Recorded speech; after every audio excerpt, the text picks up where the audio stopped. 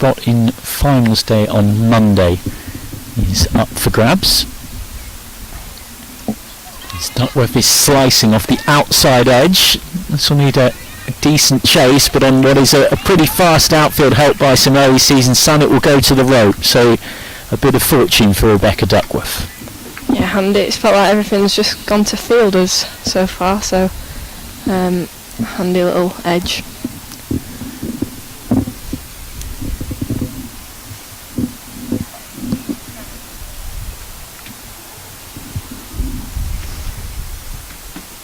Steps down the track this time, Duckworth, and picks out Perrin at cover. I think took that one by her reaction on the right knee. Looked a little awkward as it bobbled.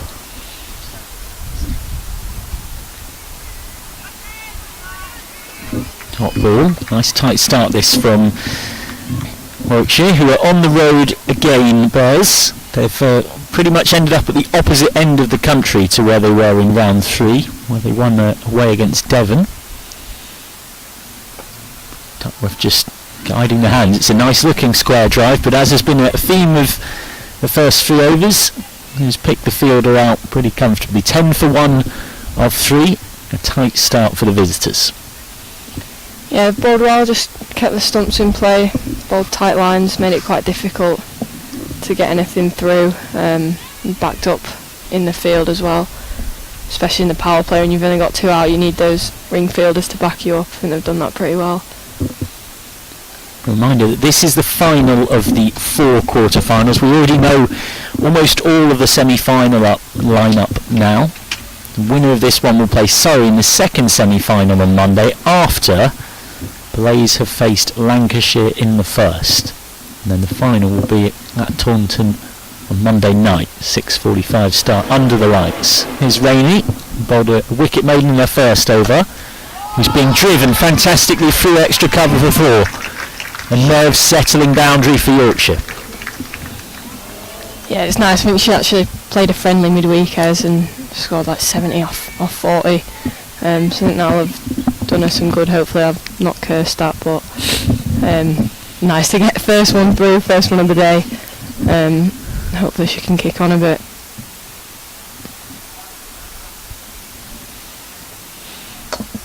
That's a good shot as well from Thomas, this time wide of mid-on. Back-to-back boundaries from Erin Thomas, counter-attacking against Hannah Rainey in the power play. Yeah, it's been a little bit fuller so far this over. It's been punished a little bit. I think last over was nipping about a little bit off a length, so probably a touch full the last 2 balls, and good batting by Erin. Rachel Slater herself off in a bit of a demon with new ball in hand, so well placed to come in. How does Rainey respond in terms of her length?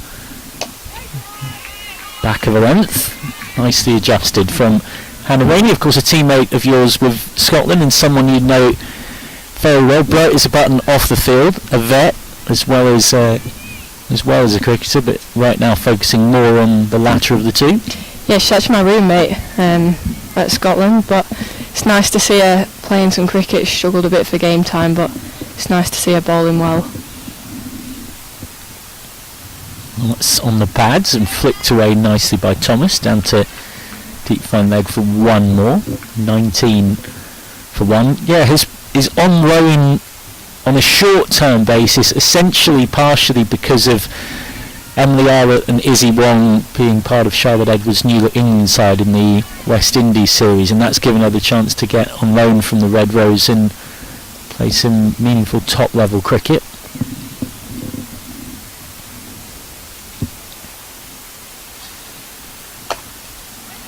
Nicely guided cover drive, and it has burst through the hands of the 2 fielders in the covers. And they'll decide against a second. 20 for 1. Duckworth moves on to 5 and Thomas has 11. Yes, we're almost directly behind the bowler's arm here, and we can see she's getting some really nice shape on that outswing. Yeah, and just angling it back in as well, so difficult angle, and just letting it move a bit off the pitch. Rainey again getting it full, but 2 forward, smashed down the ground. That is a 6. just beats the rope. First maximum of the contest. That's a great strong cricket shot from Olivia Thomas. And Hannah Rainey's first over might have been a wicket maiden, but that one has been comfortably the most expensive of the innings so far, and Yorkshire take 15 from it. That is going to do that to you, but yeah, again, just slightly full.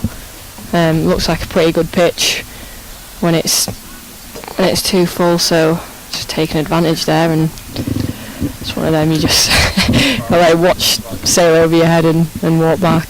Couldn't have thought of a more appropriate description for Yorkshire Cricket TV of that shot. A right shot. Couldn't have said it better myself. 4 overs gone, 26 for 1.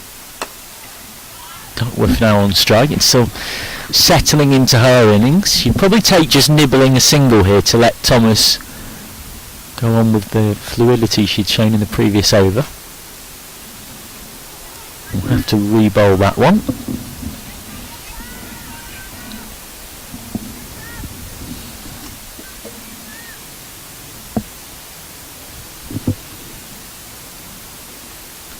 And again, just trying to push it through quicker and flatter there, and back-to-back wides from Pavley.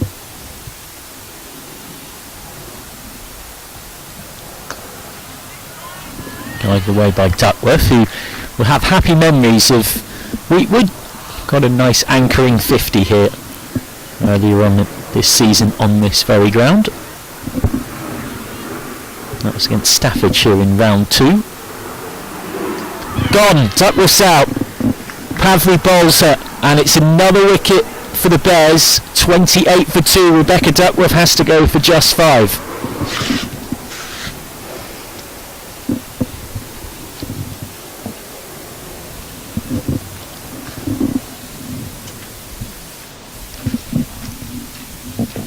Well, Duckworth was trying to sweep. As it was, the ball cannoned into that off peg from Caris Pavley. Picks up her first wicket. It looks like she's just trying to push it through, get it to skid on a bit. It's probably going to be more of a threat on the inside edge rather than actually turning it away from the right-hander. But it's well bowled, like varied her pace well, and just got under the bat. Now out comes a player who, if you like a bit of branding, I think Rachel Slater's already chuckling. She probably knows where I'm going with this. You might call this one the Stair-Callis Derby. Don't tell her that. Ah, we already have. All over that. We already have. We were chatting to her after the Essex game last Saturday, and she had a big smile on her face. I mean, you could technically call it the Ria Fatcal Derby, the Amy Campbell Derby, because they both played for Sparks last season, which loosely has morphed into Bears. But Stair-Callis right now plays for both teams. We'll come back to that. Here's Pavley. I was going to say he's lost her line again, but he's just about okay there. Says umpire Jasmine Naeem. Simon Widdup is your other umpire at square leg.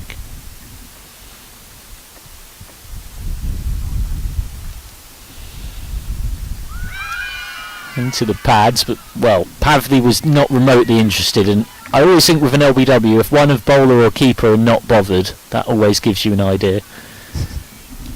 Yeah, with the angle as well. Yep. Probably just going down. She's not really looking to turn the ball a lot here, Pavley. Just sort of darting it in. Callis plays with soft hands through third. That's a delicious shot. She trots down to the non-striker's end, but she knew that she'd pierced the gap perfectly. 4 runs, and that is the kind of shot of a player in form.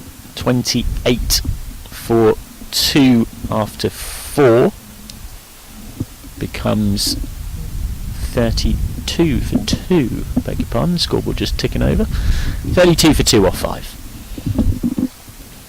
Yeah, no, she's been looking forward to this one, Stair. She's been pretty good, to be fair. Stayed pretty level with it. It can be tough playing against your mates, like we always say in the 100 or stuff like that. When you're playing against your mates, it does feel a bit weird, but she's been good. But no, she's been excited for it. It's not often when you're prepping for a game as a cricket commentator that you need to keep track of quite so many teams to keep an assessment of how one player is going.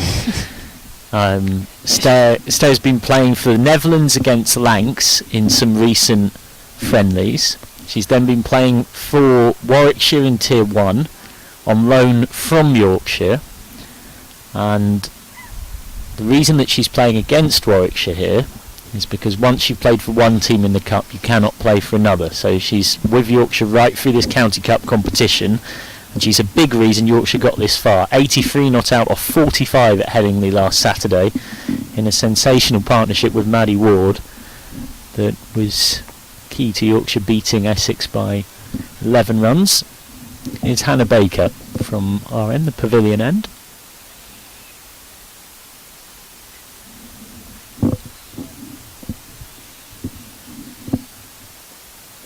Swipe and a miss, and had that turned a little bit less, it might well have been the off stump that had gone.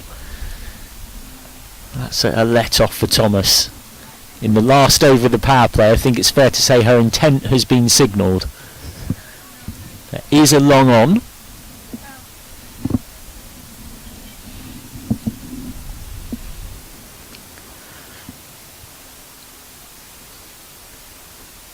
Full toss, horrid delivery, and it's absolutely thumped for 6.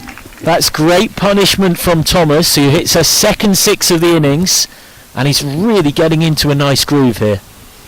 It's a free hit, leg sides up. That's what you want when you've just played and missed at one, and they're always a bit close, them sweeps, where you're not kind of waiting to see if it goes on and hits the stumps, but free hit as well.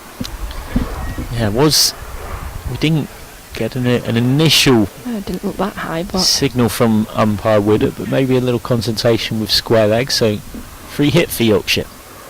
And that's a drag down, over adjusting, and that's gone to the boundary as well, so this over's shaping up very nicely for the home side. And it's shaping up very nicely for Erin Thomas as well. Frantic changes to the field being made by Bez. Thomas is on to season's best of 27. Scores so far in 50 over cricket of 4, 25, 22 and 23. And in this particular competition, in the T20 format, 22, 4 and 3. So she'll hope this is a day where she can kick on and really make a big contribution of significance. It's a better length, but it's still a very good shot from Thomas, and it's going to take some stopping, and it won't be stopped by deep mid-wicket coming around. So Erin Thomas is really in a groove here. She's on a roll.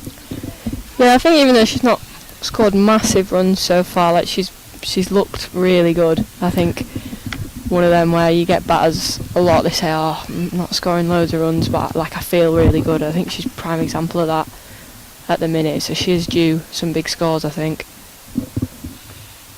Comes down the track and plays this straight at mid-off. Yeah, having been at the ground commentating on a fair number of those innings, certainly a couple of those 20 odd scores, she's looked $1 million, and then it's been a bit of a surprise when she's got out. Rocking back this time and finding deep cover for 1. Yeah, I think played in a friendly midweek and got a big score, and batted really well, went well by the sounds of it, so hopefully that's given her some confidence to kind of convert the starts into bigger scores. She's absolutely flying here. She's got 32 off 14. She's going at more than 2 a ball. Callis half wanted 1 for a second there. I think there's every chance it might have ended up as a run out. End of the power play, which after a slow start from Yorkshire, they've rapidly caught up, primarily thanks to the bat of Thomas. 48 for 2 off 6. Yeah, I think as well, like, impressive from Erin to do that when a couple of wickets have fallen, bit of a slow start. Pressure's probably on her a little bit more. Where probably more often than not, Loz has batted a little bit longer than her so far this year, so maybe felt a little bit more pressure, but to carry on how she has been really good, and like I said, just looking like someone with a lot of confidence at the minute. So Yorkshire going at exactly 8 and over. Still a long way to go, of course, but that would bring them out to 160, which would be more than competitive. Thomas facing up. Will she continue to attack outside the power play? driving nicely, but nicely stopped in her follow through by Davis.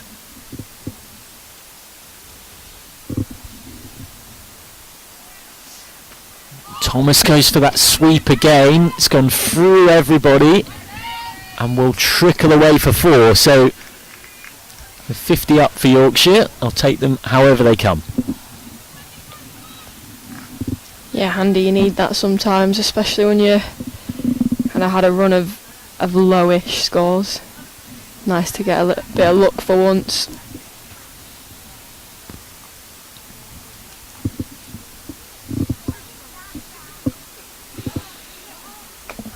Thomas opens his shoulders and is through the covers for 1. Thomas, who has 37 of the 53 here.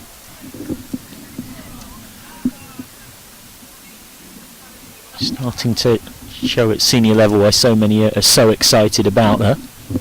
Lauren Winfield Hill said she's a bit Harry Brook-esque in how she hits hard length. Got a lot to learn about batting, but is a clean ball striker. Speaking of clean ball strikers, that's beautifully done by Stalis. It's away for 1. They've thought of 2. Decided against it. Yeah, I don't know this for certain, but I think she used to play pretty high level tennis as a kid. You can definitely see the wrist. Yeah, I'm not sure at what level, so I'm not going to give any false facts, but I think you can see that in. This time Thomas is sweeping, was picked out short, fine leg, but that's good running from Callis. Callis knew she had the danger end, and like any good player, she's someone that really supplements her score by that physical fitness, that running, that backing up, and that meant that even though Thomas was uncertain for a second, Callis called her through knowing she'd make it. Yeah, I think with a fielder on the ground as well, diving, it's pretty safe.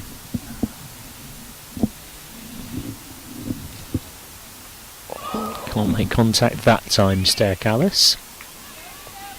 I don't know to what level she played tennis, but yeah, you can see that, especially off back of her length. When she picks it up through mid-wicket, she does play that really well. You probably can be a little bit fuller to her as a bowler, because she does pick that up so well with her bottom hand. But I can't confirm. Here we go. Ins and outs. So, changing the bowling, and it is the only change for either side from their victories in the previous round. Who's going to get an opportunity? Amu Kumar, who's come in for Hannah Hardwick. Someone from the pavilion end, 55 for 2 off 7. So Yorkshire going at just a tad under 8. Suren Kumar, who was in the Sunrisers Academy for 3 seasons. She's for someone who's still relatively young, she's been around for a fair while. She was playing in the Rachel Hayhoe Flint Trophy as a 16-year-old. Not just playing, but took a couple of wickets against the then very strong Southern Vipers, who it feels very weird to talk of as a team that existed in the past. It's something that makes you realise quite how much things have, of course, changed this season. Suren Kumar with a whippy fast mediums.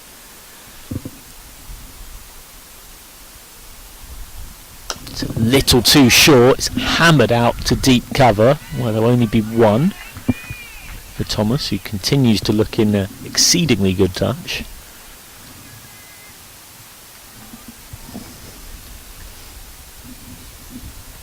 Apologies again for any technical difficulties you're experiencing watching this live stream.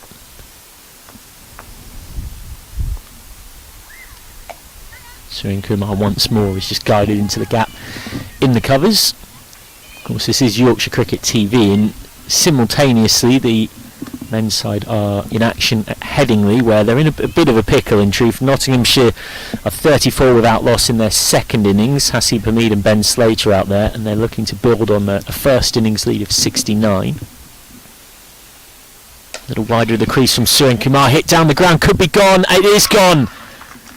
Callis is out for just 6, having impressed so much in the last round against Essex and being so in form today. Can't make much of an impact against the side who She's on loan with significant chunks of this campaign. Callis is out for just 6, and Yorkshire are 57 for 3. I think it's Erin actually. Yeah, it's Erin. I beg your pardon. Yeah, just tried to pick up length. I was saying she was so good at, but probably just a little bit more of a skiddy bowler, just not as much bounce and just straight to long on. Yeah, very grateful for Rachel Slater next to me for keeping me sane. Commentators, like everyone, are human beings. We do make mistakes. That is indeed Erin Thomas who is out. So forgive me that, dear listener. 39 she made. At very good pace as well. It's comfortably her best innings this season, and the kind of knock that she'll take a lot of confidence from, you would imagine, for the trials and tribulations and tests that are to follow across the rest of the campaign. Stalis is of course still out there on 6, and Amy Campbell is facing up. Now, in terms of players in form, can't ask for too much more from Amy Campbell at the moment. She made just 4 against Essex in round 3 of the Cup, but for context, when she got out there, just 4 in that game at Headingley, by that point she scored 276 runs without getting out across 6 innings. So she's in some decent nick. Short, and Campbell is whipping that away. Beautifully played. That bottom hand coming through and providing the power. A boundary to start for Amy Campbell. Yeah, she's playing nicely at the minute. She hits the ball as cleanly as anyone about when she gets going, and again, probably the last few years has been a bit similar. Like, not had a massive amount of game time and had a few starts, so it's been nice to see her, after working really hard all winter, convert those onto really big scores. Campbell this time just pushing out to point. Yeah, 165 not out of 105 balls against Derbyshire, the highlight for Amy Campbell, but she also picks up a 30 ball 50 against Leicestershire. Both of those were in the 50 over format in this comp. 41 not out against Derbyshire, 6 not out against Staffordshire, and that 4 against Essex at Headingley. That's dribbled off something. Not certain that it is bat, but umpire Wood seems to be. So that'll be 4 more runs for Campbell, and she's already ticking along, and that has brought Yorkshire back up to just above 8 and over at the end of the 8th, 65 for 3 with 8 gone. Yeah, it's nice still being proactive even after wickets have been lost. Just trying to keep that momentum going. Can be tough, especially in T20s, if you're taking an over or 2 to rebuild after every wicket, so I think we've done that really well here. Still kept the runs and the scoreboard ticking over. It's new competition, of course, which by merit of their Tier 1 status, Warwickshire got to start in round 3.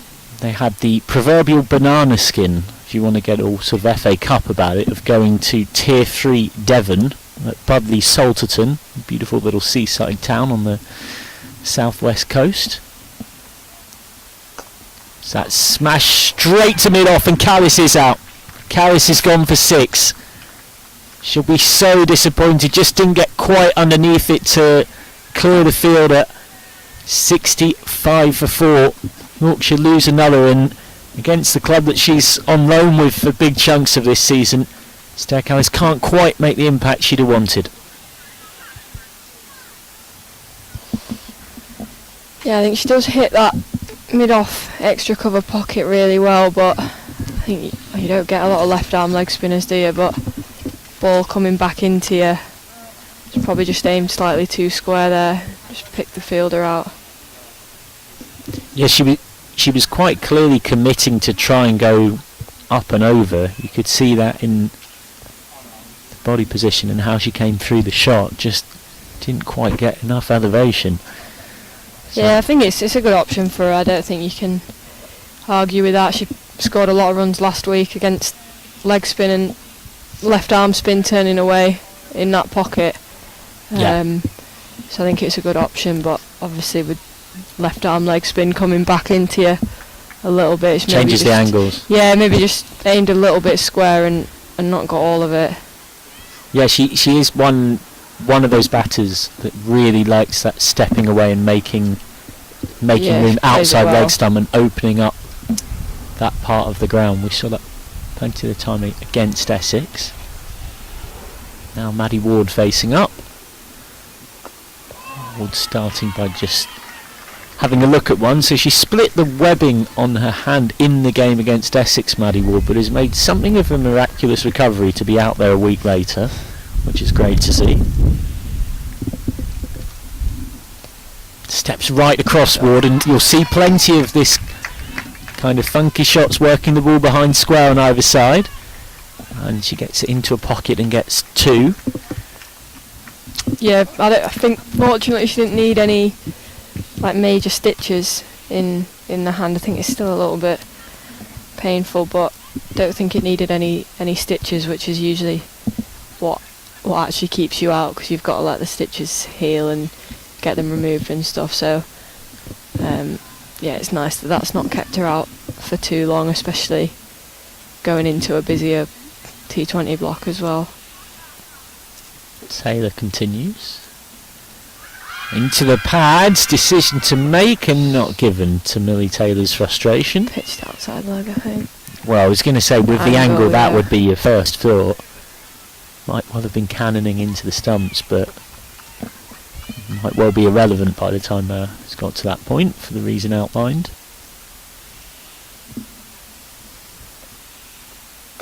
Goes backward and can only pick out short cover. It felt like a bit of a coming of age knock for Ward against Essex. 43 not out against 30 off 30. It is easy to remember this is her first season as a senior professional cricketer. Not someone with a background of experience in the regional era. Still only 20 years old. Keeper and vice captain. And bowler, of course. Yeah, does it all. Yeah, no, she's another one, like, she's looked really good all year. Looked really good pre-season tour. But was maybe just a bit short on confidence from not converting in games, and it has been a little bit tough at times when, you know, Campbell's been going really well, so you're kind of coming in at the back end of innings and expected to kick on when we're going at 6 7s in 50 over cricket. But no, it was good to see her have time at the crease, and like, not many people play kind of the paddles and reverses and stuff as much as her. That's almost her like bread and butter, if you like. That's her plan A, so it was really nice to see that come off, and does make it difficult to bowl at when someone can play behind the wicket both sides and also plays well in front of the wicket as well, just all around the ground. Yeah, she definitely gives Yorkshire something very different in that middle order. Baker to continue from our end, the pavilion end. Starts with one that's a touch over pitch. Campbell can get the hands through it.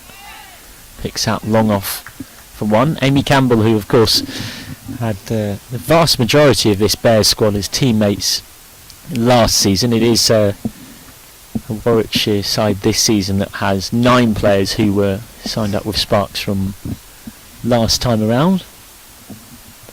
Yeah, I think you can tell they know us. It's a good field to start with against having front 4 out when she was on strike. She does hit so well straight and isn't really like a conventional hard sweeper of the ball. Certainly not as a first option. So Ward this time straight at mid-on. Yeah, I think you can tell she's played a lot with a lot of these girls. That extra level of just knowing the a bit areas. more knowledge. Short, not a great delivery, and helped up by Ward, who was in danger of chipping it straight to the boundary sweeper. It's just re-rehearsing the way she wished she'd have played it with maybe a touch more control now, but all's well that ends well. She picks up one more. 69 for 4 in the 10th.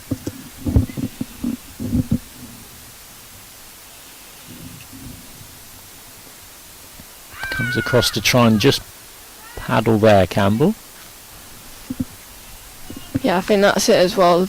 Having that field, it kind of makes the batter do something they're not as comfortable doing, especially early on in the innings.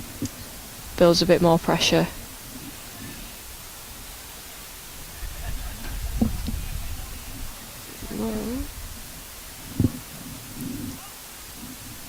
Just got a slight delay here. It Just hit the seems. helmet, I think. Yeah. So there'll be necessary checks that have to be made, and I think the umpires are signalling that they're going to use that helmet check as a chance for drinks anyway, for potentially the Warwickshire players to get a chance to take stock of what they've seen so far. What have you made of it? 69 for 4. Comfortably the most fluent batter for Yorkshire on the day. Olivia Thomas with 39 off 21. No one else quite fully into their stride, but Yorkshire still in a position where a good last 10 here can set a very competitive total. Yeah, I think it's pretty in the balance. I think ideally we'd have 1 or 2 more wickets in hand at this point. So you've really got a platform, or at least have a more set batter in going into the second half. But that would bat a long way down the order, and a lot of people in good form. So yeah, I do think it's in the balance. I think they've bowled well, bowled a good line on what looks like a pretty decent pitch actually. Baker continuing. He's short and he's pulled out to deep mid wicket for 1 more. Campbell moves into double digits.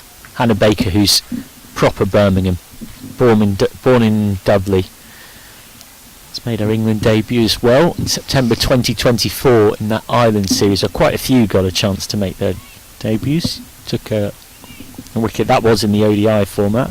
It's been around the England A setup a fair bit too. Last season was a bit of a breakthrough for Baker in senior cricket.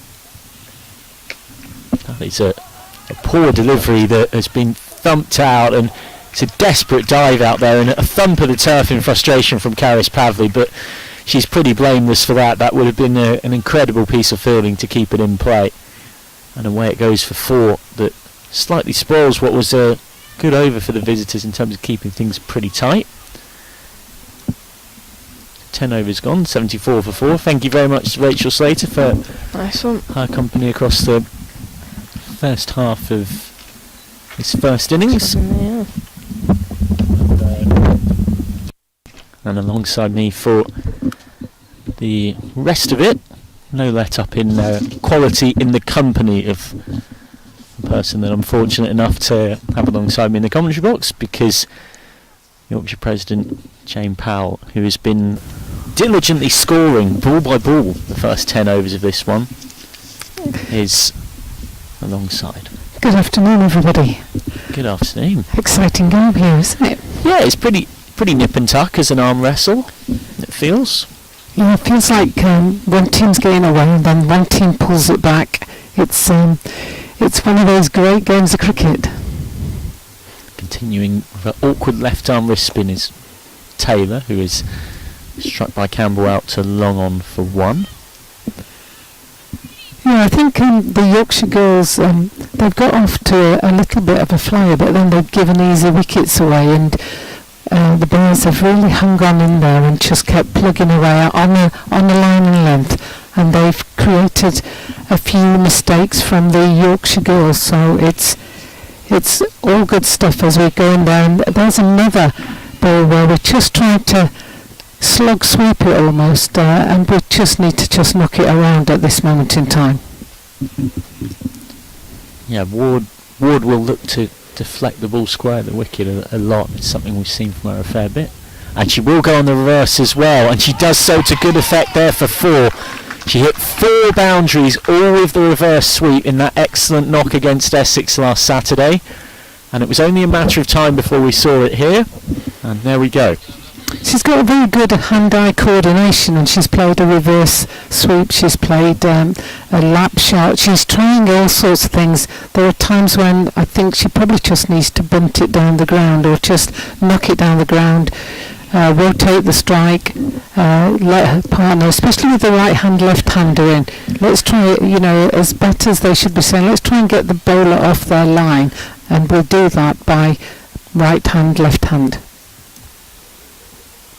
Taylor again. How does Taylor respond to Ward going on the reverse? Pulls her length back, just worked away for one. Although, I mean, I totally know exactly what you mean when you say all of that, but to quote one of Yorkshire's most beloved bands that were playing out on the players' speakers in front of us, as the Kaiser Chiefs once sang, this is the modern way. It is, you know? it is. And it works very well for Maddie Ward. I think a balance of both is sometimes good, like that was great rotation there.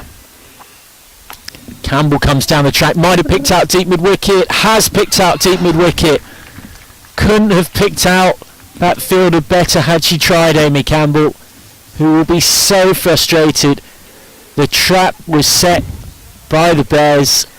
Millie Taylor gets the breakthrough. Yorkshire lose another and find themselves in danger of collapsing a little in the middle overs in the middle order here. 80 for 5. Campbell out for 11. Such a shame that, because she connected really well, but there's one fielder out on the deep mid-wicket boundary, and without being rude to any player whatsoever, the fielder never moved and it went straight to her. I think had she got half a yard more elevation on her, it could well have just gone over the top. It was on the boundary, but that's the risk you take sometimes in T20 cricket, and sometimes it pays off and sometimes it doesn't. Very soundly taken catch out in the outfield there. Yeah, and we've seen plenty of times, particularly in those straight shots and those shots to deep mid-wicket that Amy Campbell so loves this season, where that has sailed over the fielder's head for 6. So it's very much something to file under risk and reward. Out comes Olivia Thomas at 7, with Yorkshire needing something of a mini rebuild here, because all of the top 5 have been removed.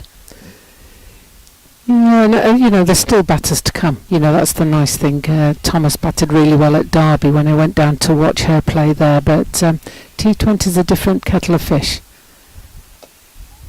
As she strikes that one straight down defensively for 1.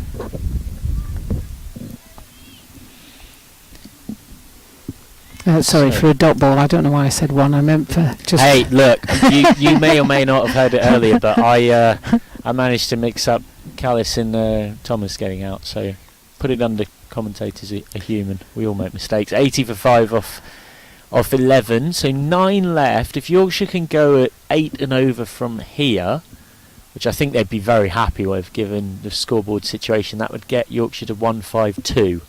And I think if it was deal or no deal, and there was a grey-haired man with a shirt that looks a bit like some curtains, who was standing over with some red and blue boxes, who offered Yorkshire 152 deal or no deal right now, I think they'd more than take that. Yeah, I think 140 is the minimum that you're looking for here on this. It's very generous boundary size, so there is that to bring into the equation. But having said that, the ball is rolling very quickly on the outfield. It's a very well prepared pitch. Changing the bowling, Bethan Ellis is on and is starting with a perler. Now Ellis was the player of the match really in helping Bears avoid something of a banana skin against Tier 3 Devon in the previous round. She ground out 37 off 35 in the middle order with the bat, and she got 1 for 17 off her 4 overs with the ball in a low scoring game. So that's again classic Ellis, just a little bit of nip. She'll find whatever she can in the pitch. It was a good old contest at Budleigh Salterton. They had to fight their way, Warwickshire, to 136 for 8. Shout outs to Kate Donovan, Ellie Bishop and Stephanie Hutchins, who all took 2 wickets for the Devonians. As that's full and sliced away, that's a bit of luck. And it will go for 4. Right off the outside edge, moral victory to Ellis, but 4 runs for Ward. Yeah, and I think, sometimes we think T20, we think it's all bang, crash, wallop, and you've still got 52 balls left, 51 balls left. You've still got a number of balls left. You don't need to go crazy. You just need to make the good balls into 1, and any bad ball, punish the bad ball. Floated down the leg, and I think she's got a little bit lucky there, Ellis. Maybe it took a deflection off. Oh, it has been wided eventually. Wided by umpire. Oh no, it's a helmet check. Another concussion check. Must have flicked the helmet on the way through, which will give us a chance to just jump back to what I was mentioning with that game where Devon really did themselves proud in that game against Warwickshire. The last of the round 3 games. It was played last Sunday at Budley Salterton. Shout out to El Goldsworthy, the Devon opening batter, who got 51 not out, and at one point chasing 137 to win for the upset. When Devon were 45 without loss in the 6th over, you would have had every chance of believing that an upset might be on, but Warwickshire managed to pull it back. Devon ended up on 98 for 4, which meant that Warwickshire took the game by 38 runs to progress through to this stage. Helmet check's been complete, so on we go.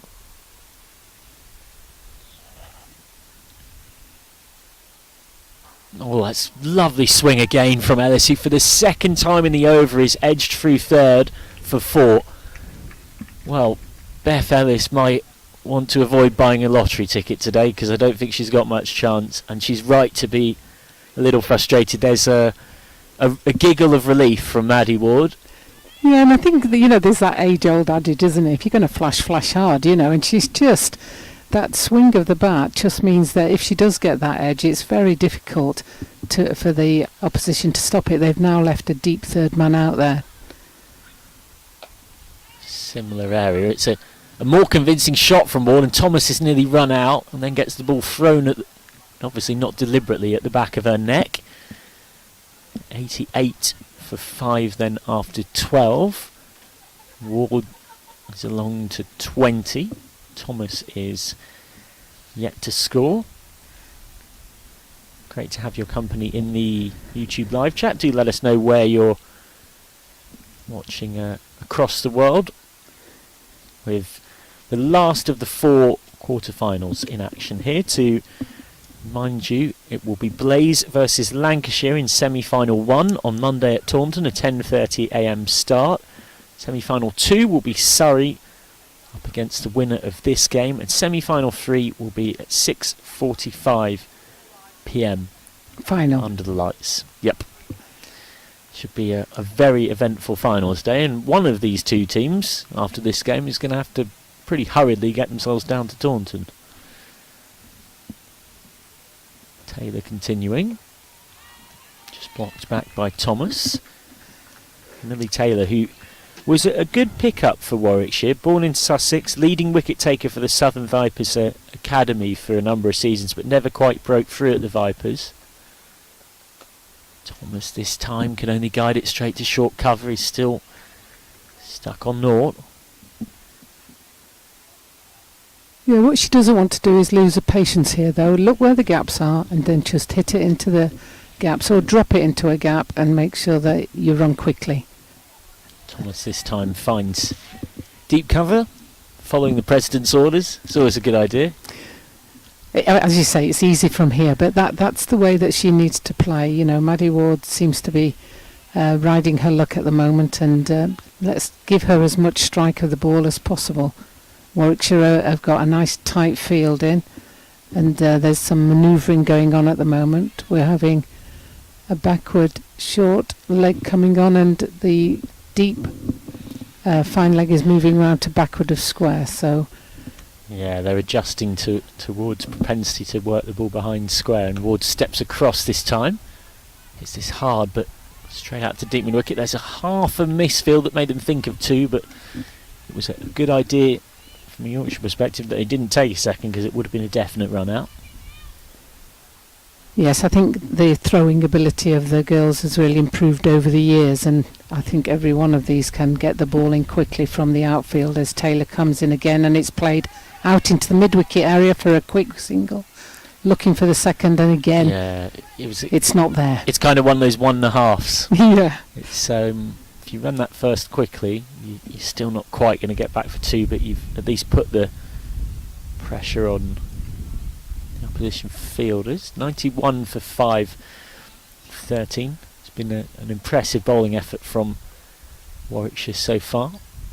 Steps across Ward and misses. And you've got to remember, this is a Warwickshire side missing Emily Arlett and Izzy Wong. You're both part of the England squads that are in that series against the West Indies. Yeah, You got to feel pleased for Emily Arlett, because she was in 3 England squads back in 2021 and 2022 and never played.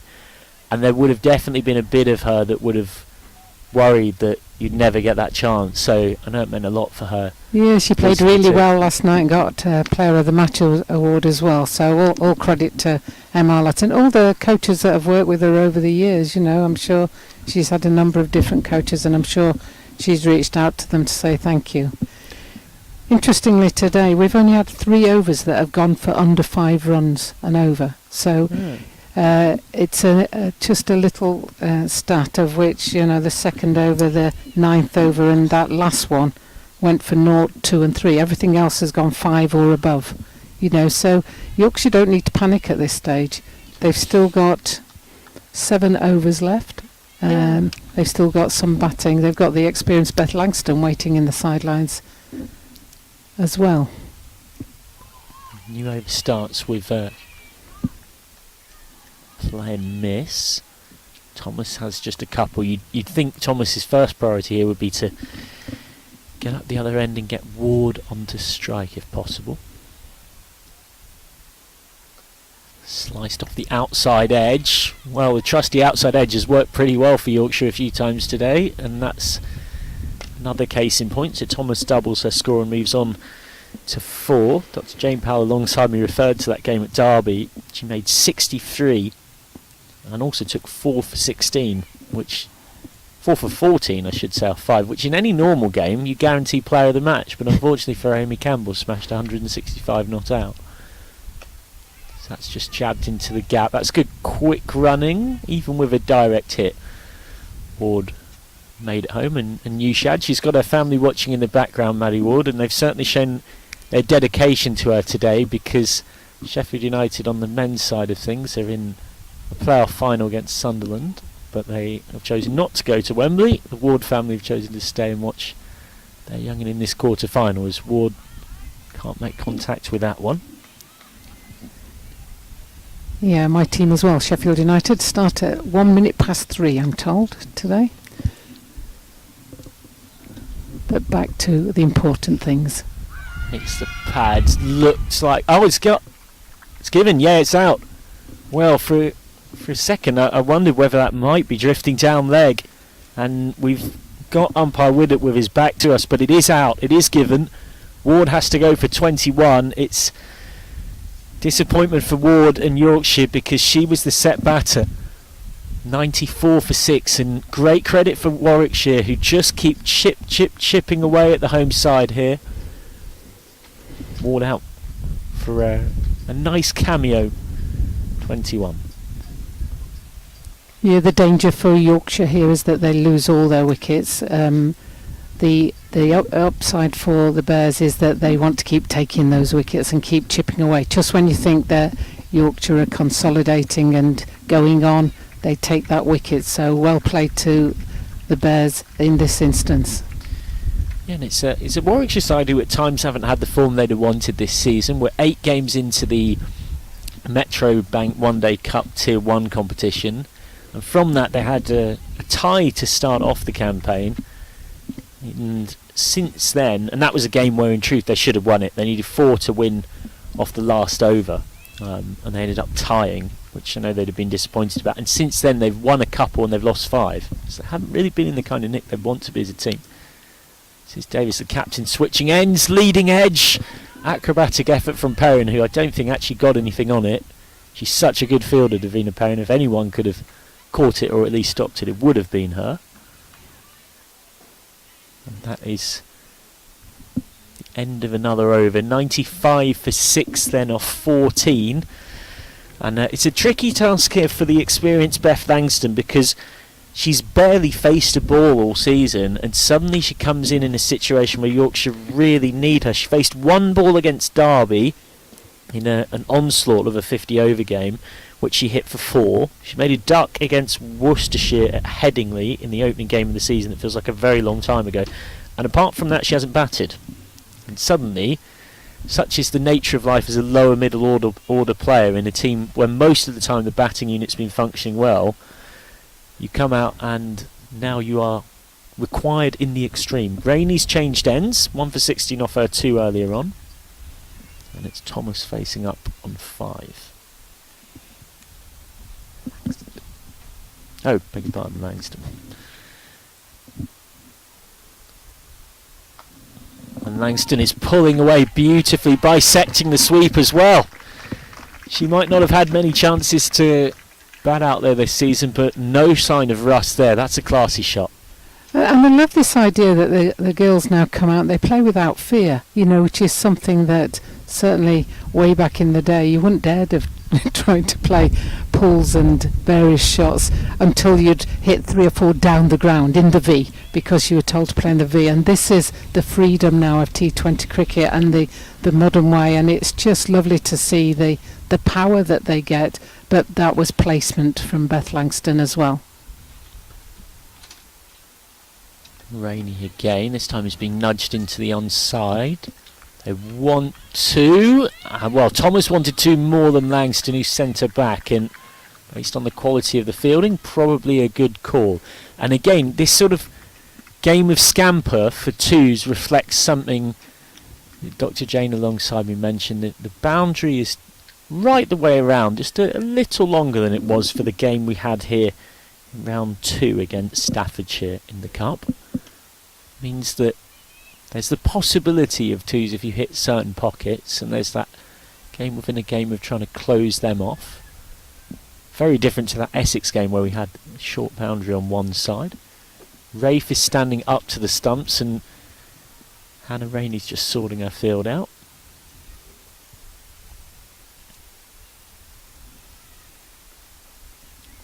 Into the pads of Thomas, and again that falls into kind of area we've been talking about.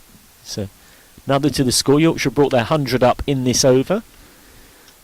Brought it up for a little more in terms of loss in the wickets column than they might have liked. The actual scoring rate is not too bad here. And with Beth Langston hitting a 4 off the first ball, if they take 5 singles, you'd be quite happy with that. That's 9 and over. If you can get 9 and over for the last 6, you'll be very happy.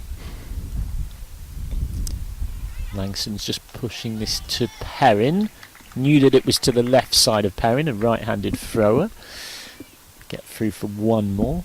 And this is really good cricket. The fact that on the leg side for Thomas, you've got fielders on the boundary at mid-wicket, square leg. You just brought short, fine leg in, and there's a long on going out. So there's a single anywhere on the leg side forward of that fine leg.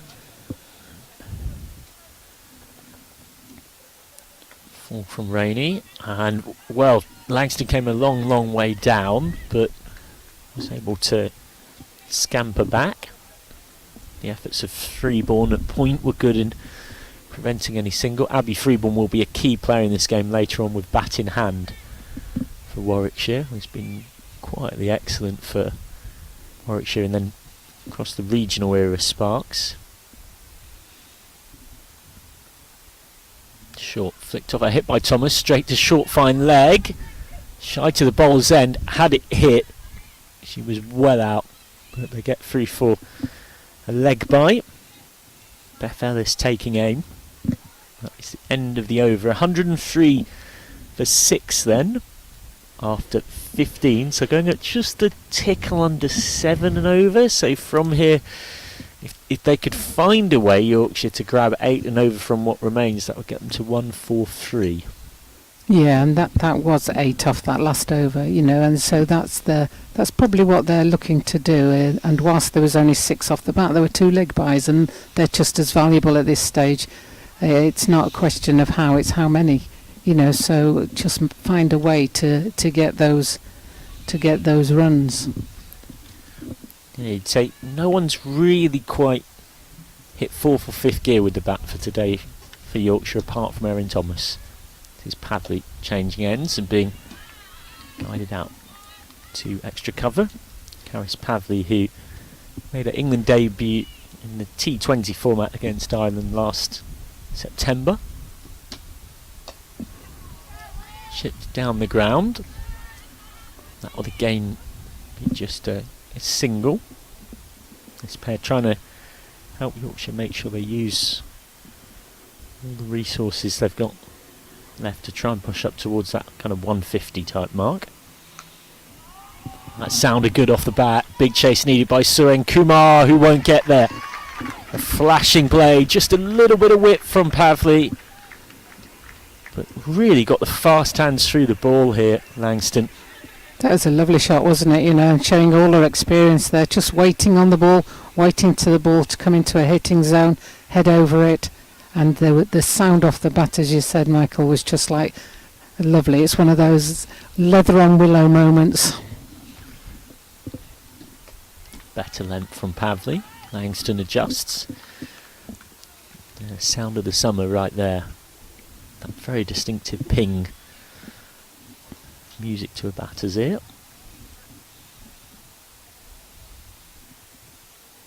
A little short. Didn't quite get hold of this in the same way, Langston. And they might have thought of two, but Langston fell over. Just as, thankfully for her, just as she'd actually reached the non-striker's end. So it didn't create any concern about a run out. Yeah, and that last shot, her head was back, and she just clothed it a little bit, but safely. This is nibbled away by Thomas. Pavley will do the work herself. And that is the end of another over. 110 for 6 then off 16. So 7's come off that one. Yeah, and I think 7's 8, you know, if you can just keep chipping away like that, you know, if you're there with 2-3 overs to go, then you can really just, you can try all your reverse paddles and everything, reverse sweeps. You can try your down the grounds, you can try anything. And the pressure of a run chase can do funny things here. So even if Yorkshire just went around a run of ball and got to 135, they've put themselves in the contest. We've seen that new ball will swing about a bit. There is some live grass to play with. It's Taylor being hit inside out by Thomas. That's a great cricket shot. It's something we talked about earlier on in the day from Sturkalis. Stepping away to leg, making room, and then crunching through that kind of wide mid-off, deep extra cover type region. Yeah, that was a nice shot, wasn't it? She moved her feet well to that one and then just hit through. As you can see, Sheffield United flag on the screen there. 5 off 11 for Thomas before that ball, which was her first boundary. But Thomas is gone now. Millie Taylor gets her. 114 for 7. Beautiful shot for 4 the previous ball, but Millie Taylor comes back with a vengeance. It's Taylor's 3rd wicket. She's having a great day. And Yorkshire find themselves in a little bit of a pickle. Yeah, I think it's not the lack of ability, it's the lack of execution or the lack of decision making. You know, you've just hit a beautiful shot for 4 over the top of the fielders through extra cover, and then you think, instead of playing each ball on its merits, you think you'll do exactly the same or pull the next one over mid-wicket for 4. And that's where you can come unstuck, as it's just been shown where you do still need to play every ball on its merits. What you need to do is then choose which one you're going to play where. If you are, then you've got to move your feet quickly and make sure you get your head over the ball and just make sure that you have a good contact. Give credit as well on the other side of the ledger, Well of course, bowled. to Millie Taylor. It's very hard to practice facing left arm wrist spin because there's so few of them. Proper needle and haystack stuff, and she's someone who she never quite got much of a chance with the Vipers. Difficult to break through in that setup. Slog sweep from Claudie Cooper, who is the new batter, and picks out square leg. Claudie Cooper, who made 1 on debut against Worcestershire, what feels like a very long time ago, back on the 11th of April. And this is her first innings since in a competitive game for Yorkshire. Plenty of bowling, of course, in that time, and plenty of wickets. As Langston comes down the track, picks out extra cover.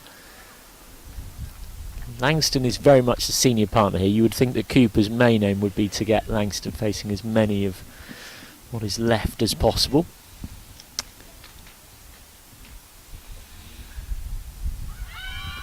Some slightly half-hearted LBW appeals from Langston when the bowlers got their hands on their head. That's a little bit ambitious, I think. It's always a clue. Teammates appealing, but Millie Taylor, with a big smile on her face, was to where it didn't have quite as much going for it as her teammates had hoped. Full toss, and Langston has got this away for one, so she'll keep the strike. Yorkshire won't mind that too much. It's another successful over in what's been a very successful day for Millie Taylor. She finishes a very good spell with 3 for 17 from her 4. Comfortably the pick of the bowlers for Warwickshire, and it may yet prove to be a match-defining contribution. Yeah, and I think with regards to giving Beth Langston the strike, I think for the next over that's probably the thing you should be looking at. But once you get to the last 2 overs in a T20, then everybody's really got to just go for it from there, really. You've still got 3 wickets left, so you've still got that ability to have that chance to hit the ball, and you've got to give each player in your side that opportunity. As George Davis is back on. Davis with 1 for 16 from her 3, so she's going to bowl her final one here. That leaves 2 overs to find for Warwickshire. Could be Pavley's got 1 left, Rainey's got 1 left, Baker's got a couple left, Surin Kumar's only bowled 1. Down the track, nice strong shot through extra cover. Surin Kumar won't cut that off. Beautifully played, picking the gap to perfection, and Langston is playing a valuable, valiant hand here. She's now 17 off 11.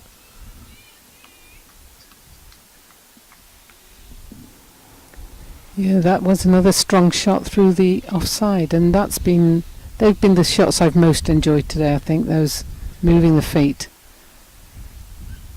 And that time it's well bowled by Davis. Langston just playing it well in her own way, in the sense that got to play sometimes for that turn from the off spinner, and that was just one that didn't. Make sure you don't get bowled on your inside edge. This time Langston comes down the ground and absolutely boshes that towards the Yorkshire batting dugout for 4. That is one of the shots of the day. Fancy footwork. She turned this into a half volley. It was by no means a particularly bad ball. Yeah, and you've been saying quick hands. That time it was quick feet with the quick hands as well, which made it such a good shot. This time paddles. It's straight at short fine leg. They scurry through for 1, so Langston pushes herself up and along to 22, makes her the second top scorer in the innings, surpassing Ward's run of ball 21. Plenty of flight on that one, and it's Tees Cooper who's gone. Cooper coming down the pitch, a neat stumping from Natasha Rafe, 125 for 8. Courtney Cooper in just her second ever innings for Yorkshire in a competitive game has to go for just a single. And with that wicket, that was the end of the over, and there was still 9 runs off that over, and that's key for Yorkshire at this moment. Yes, wickets may be important, but there's still 2 overs left and 2 wickets still to go. So now it really is a case with Grace Hall of potentially making sure that Langston gets the strike.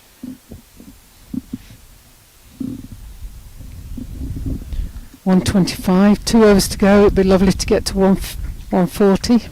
So Hall comes out for a bat, and I make it this is her first competitive innings of the season. Yes. For baby Malinga, as they call her. If you've never seen Grace Hall play, you'll see that when she has a bowl, she's a very effervescent character. Had an interview with her after the game at York where she'd bowled well and taken a couple of wickets, and that meant a lot to her because that's kind of her home, and had a lot of friends and family there. Someone that exudes an excitable energy that's quite infectious. Now she's watching Langston face up. Ellis has changed ends. Ellis will have to re-bowl that. Swinging down leg, or maybe not. Maybe just took a little flick off Langston on the way through. I thought that was definitely a wide, if I'm honest. But yeah, it was my first instinct.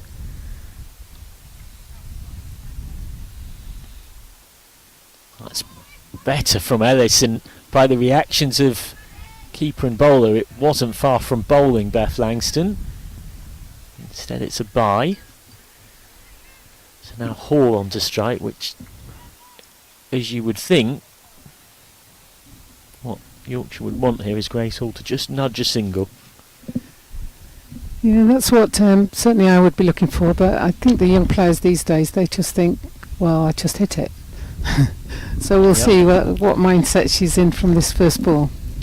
As you say, she's not faced much this season, so... This is literally her first ball faced competitively this season, and Grace Hall, well, as Dr. Jane Powell predicted, she was definitely not trying to nudge that for one, but one is what she will get for it, and Yorkshire will be pretty happy. She's off the mark. 2-7 for 8. Yeah, I just had the feeling that we don't look to just nudge and nurdle anymore. I think we look for the big hit.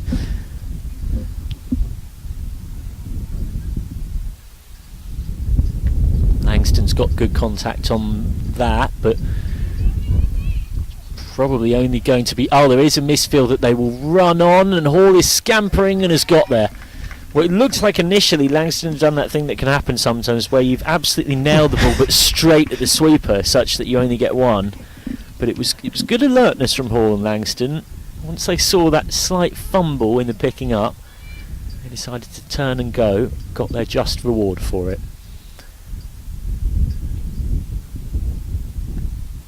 Short. Langston skies this away, and this might well be 6. Instead it's bounced just in front of the rope. So Beth Langston is playing a really valuable cameo here at the back end of this to drag Yorkshire to an increasingly competitive total. She's got 28 now, comfortably above a runner ball, and that's her 5th boundary. Last ball of this over coming up. Well, Langston certainly wasn't looking for a single to keep the strike. Bears maybe feel like there was a nick on it. There was an appeal. Dot ball to finish.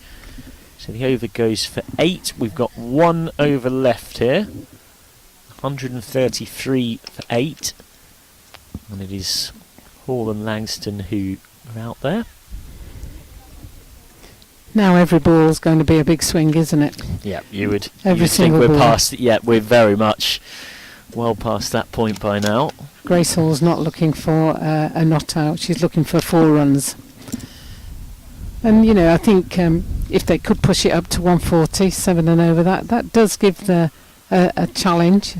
If Yorkshire bowl well, but you know, anything can happen in this game, and I'm just grateful that we've got a game on with all the predicted weather. I was very nervous of the weather today. Yeah, I think a few people were. There was a lot of slightly ominous looking forecasts. Thankfully what we've got is more instead the kind of cold May day that you associate much more with cricket in England in May than the weather that we've had up to this point throughout the season. And it's Pavley with a left arm spin who will complete things. Nudged away by Hall. Langston gets the strike. Yorkshire won't mind that. And now Yorkshire will eye what they can grab with Langston, who after Erin Thomas has looked Yorkshire's best bat today. Well, if you watch that last run, she was backing up. Oh, she yeah. was going, and she, wherever that was going, she was going to take the next ball. Langston doesn't make contact. Hall half thought about a single. There wasn't a single there anyway. Never mind it even being possibly worth the risk of trying to get one. Langston knows she's the set batter. She's got gap square of the wicket. And was trying to go there, but instead is gone. Pavley gets her, and Yorkshire are 1 wicket away from being bowled out, but it's An innings to be proud of from Beth Langston, 28 off 21. It's helped put Yorkshire towards a somewhat competitive total as Amelia Love comes out to join Grace Hall. I don't think I've seen Amelia Love bat this year. Amelia Love has batted in the Worcestershire game where she played on debut. She made naught not out. She only faced a couple of balls. She is of course only 16 years old, Amelia Love. Off troops the experienced Beth Langston. Yeah, she might even have finished her GCSEs now, so she might be able to concentrate. No, not yet. Oh, not yet. Not until So she's late still June. going backwards and forwards with exams and then cricket. Yep. And there's already a Yorkshire senior cricketer, better known it's safe to say for her excellent in-swing bowling than her batting. Langston gone for 28 off 22, so there is just 3 balls left for Love to get what she can from Pavley. That's into the thigh pad. Just 2 balls left now.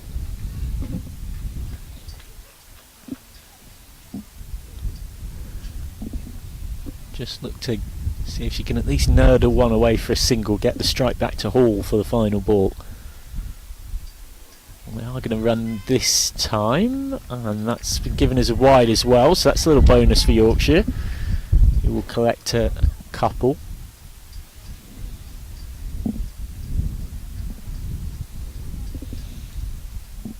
.134 for 9 in the final over. 136, beg your pardon. Scoreboard just taking a second to tick along. Yorkshire somewhat scrapped their way there in the second part of this innings. Hall steps across, gets wrapped on the pad. Love is going to have to hurry. Throw was not quite exactly as flat as you might like it, so that's a leg by. 137. Boundary would get Yorkshire past that 7 and over required rate. That would be a bit of a mini milestone.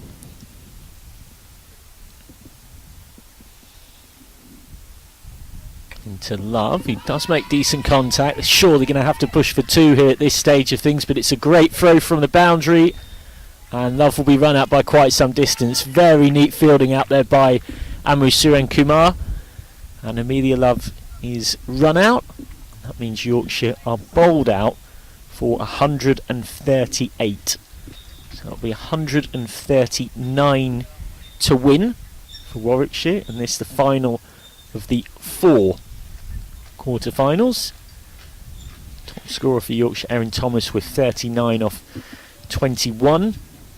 Beth Langston made 28 off 22, and Maddie Ward made 21 off 21. Nobody else got past 11 in terms of individual scores. It was a really impressive disciplined bowling performance from Warwickshire. The pick of the bowlers, no doubt. Millie Taylor 3 for 17 with her left arm wrist spin. Georgie Davis with 2 for 25, and Karis Pavley with 2 for 21.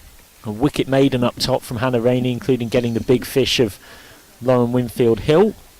So it will be 139 to win the victory target.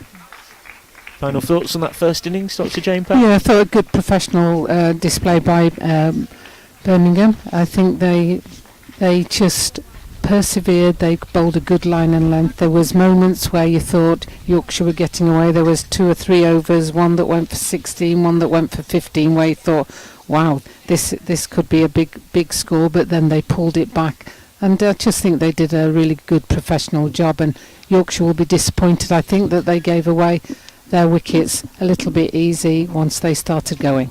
But I think a reasonable score, probably a par score. I think they could have done with a few more, but we'll see in the second innings. Of course, the beauty of T20 cricket in particular is the unpredictability. We'll be back in just over 10 minutes or so for the run chase, so get yourself a cup of tea or a bit of light refreshment, and we'll see you very soon to see which of these teams is going to be facing Surrey in the second semi-final. After semi-final 1, which we already know is Blaze versus Lancashire, on Monday at Taunton. 139 to win then.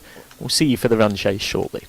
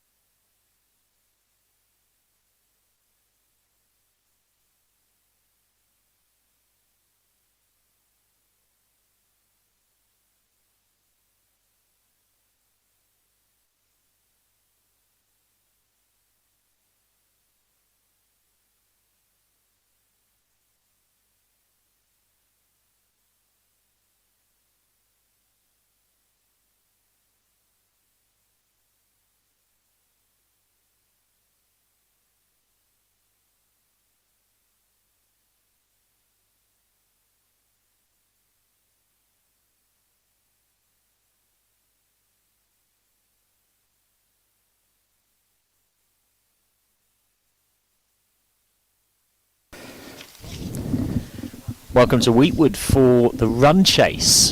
139 to win for Warwickshire, Birmingham Bears, the Bears, however you want to put it. But they need just a tickle under 7 and over to play Surrey in the second semi-final.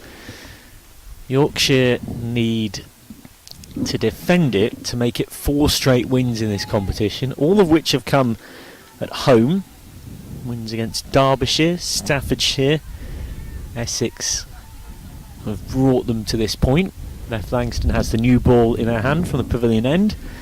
Yours truly, Michael McCann, delighted to once again be joined by Yorkshire President, Dr. Jane Powell, and the dangerous Davina Perrin is out there with Abby Freeborn. And Langston starts with a classical zippy outswinger that almost finds the outside edge of Perrin's bat. Yeah, you've got to think that these two are key batters for Warwickshire, Davina Perrin and Abby Freeborn, and certainly Yorkshire will need to start well if they're going to protect their 138 total. Langston right on the mark again. And just to back up the point that you were making, no, it's not the same format, but remember that Warwickshire is a side who played 9 games this season competitively, and 8 of them have been in 50 over cricket, so it's worth having a glance at. These two are their top 2 run scorers in that 50 over competition, the Metrobank One Day Cup in Tier 1.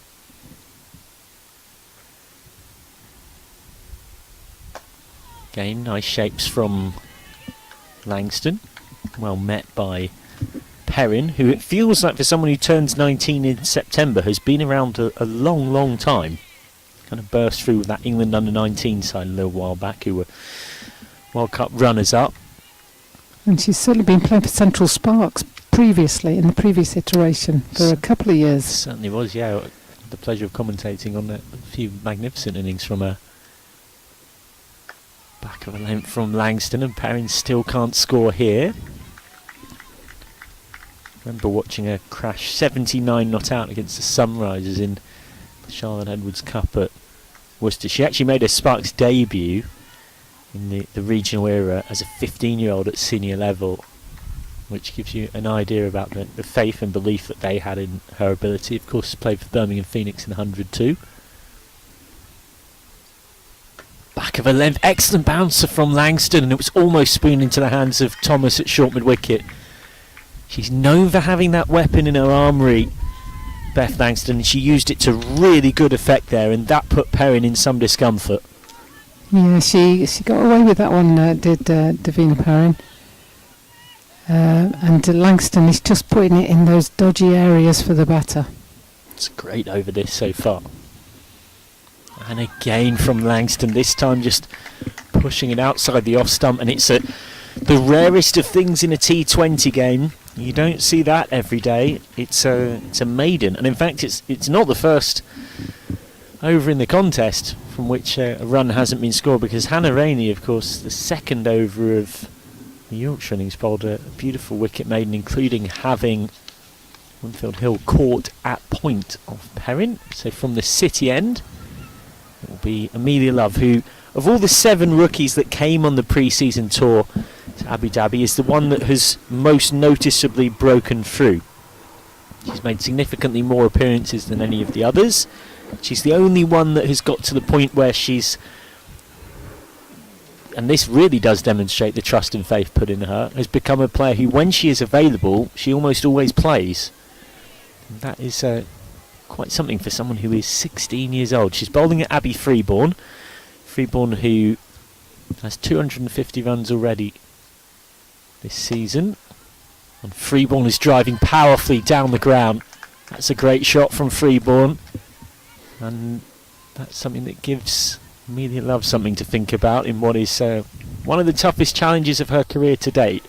Yeah, lovely drive from Freeborn there, and it's worth pointing out that I'm sure people have worked it out, but because Amelia Love is still at school, then she's not a full-time professional. She's just paying on a contract. Yeah, she's on an academy rookie deal essentially, as is a number of players. The same can be said for Olivia Thomas, who's a little older at 21. So that's one of the reasons why Olivia Thomas also doesn't have a number on the back of her shirt.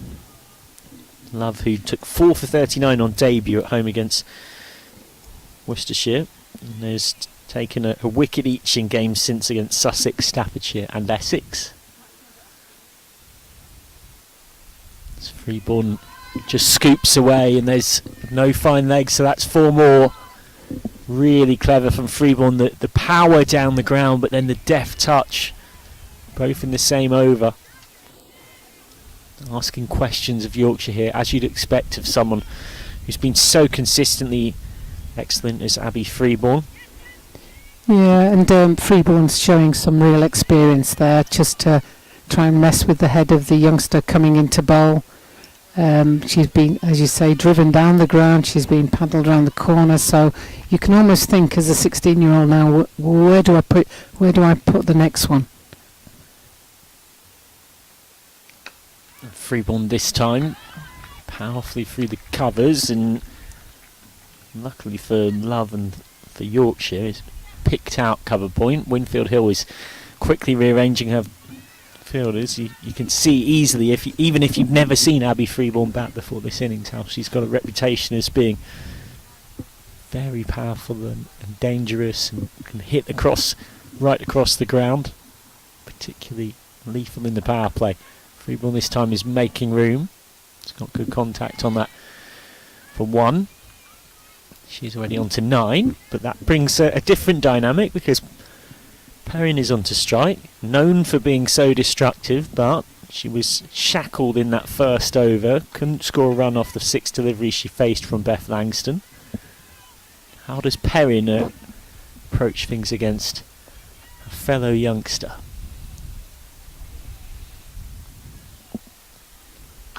Short, Perrin can flash those fast hands through the ball, and Perrin wants 1, and Perrin will get 1. Is that out? Freeborn has made her ground. There was a bit of hesitancy. It was the kind of nervy single you get when a player's desperate to get off a mark, and it almost put Freeborn in a bit of bother, but she gets home. It's 10 off the over for Warwickshire.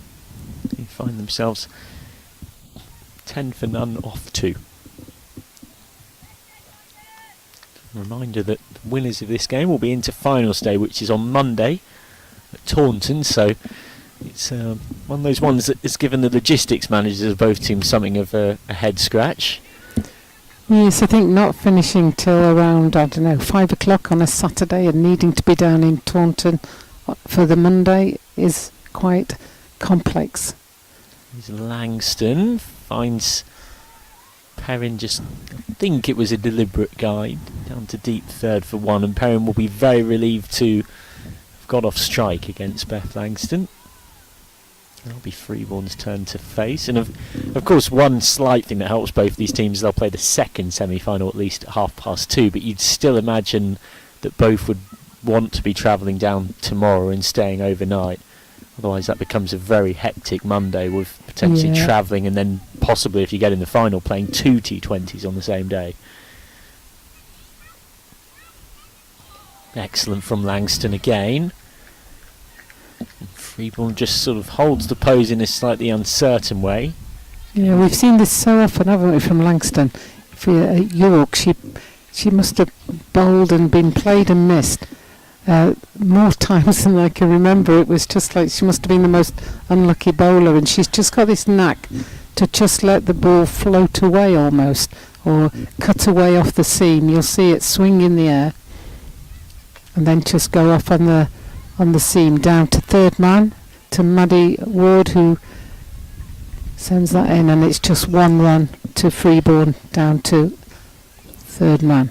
So across 50 over and T20 cricket this season, Beth Langston is going at roughly around 3 and over. That is pretty astonishing. In this particular competition, none for 6 off 2 overs against Derbyshire at Harrogate, 2 for 17 off 1 ball short of her 4 overs against Staffordshire in round 2 here, and 1 for 26 off 4 against Essex last Saturday. So that's just worked away by Perrin for one more. And it's funny because she goes under the radar because by her very nature and character, both on and off the field, she's so quietly understated, a leader by deed rather than by word, Langston. Yeah, I mean, you've got to remember Langston was a member of the squad that won the World Cup in 2017.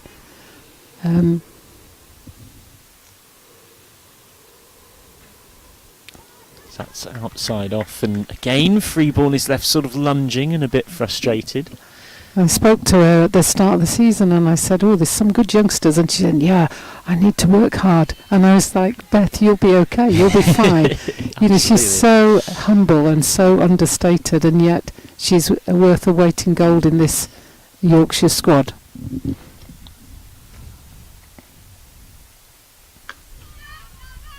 Nice sounding drive through the covers. Direct hit attempted by Duckworth, but Freeborn would have made her ground anyway. 13 becomes 14. Just 4 off that over, so Langston's only conceded 4 from her 2 overs. Yeah, it sort of says a lot about Beth Langston's modesty that she almost takes you saying that as a mark of like, oh, I better get better because I better stay in the team. And it's like, no, these are players coming through that you as a, you know, and I know it's something chatting to like Grace Hall, Jess Wilson, who we haven't seen yet this season, that kind of seam bowling department, or cartel as Australians sort of insist on always calling it, that they see it as just an absolute privilege to have someone like her around to learn off. But we're done with seam for now because Claudia Cooper is into the attack, and in 6 of her 7 games so far this season she's taken a wicket in her first over. She'll hope to repeat the trick yet again. But this time she's being slog swept. That's a classic shot of Freeborn. She likes it. She keeps that front foot out of the way against spin and gets that power through the ball. It's one of her favourite scoring areas. So, and particularly against an off spinner, it does play into that. How does Cooper respond?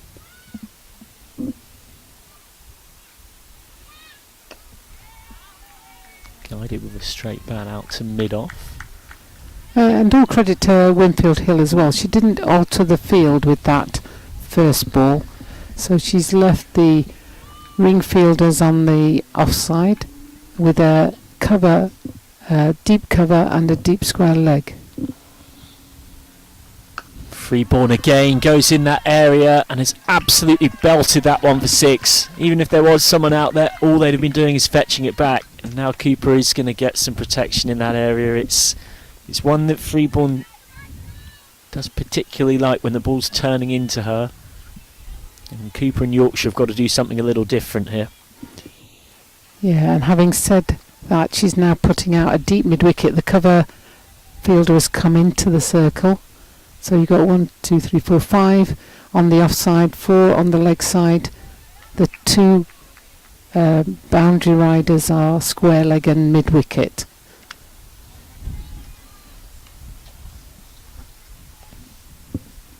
As Cooper comes in for the 4th ball of this over.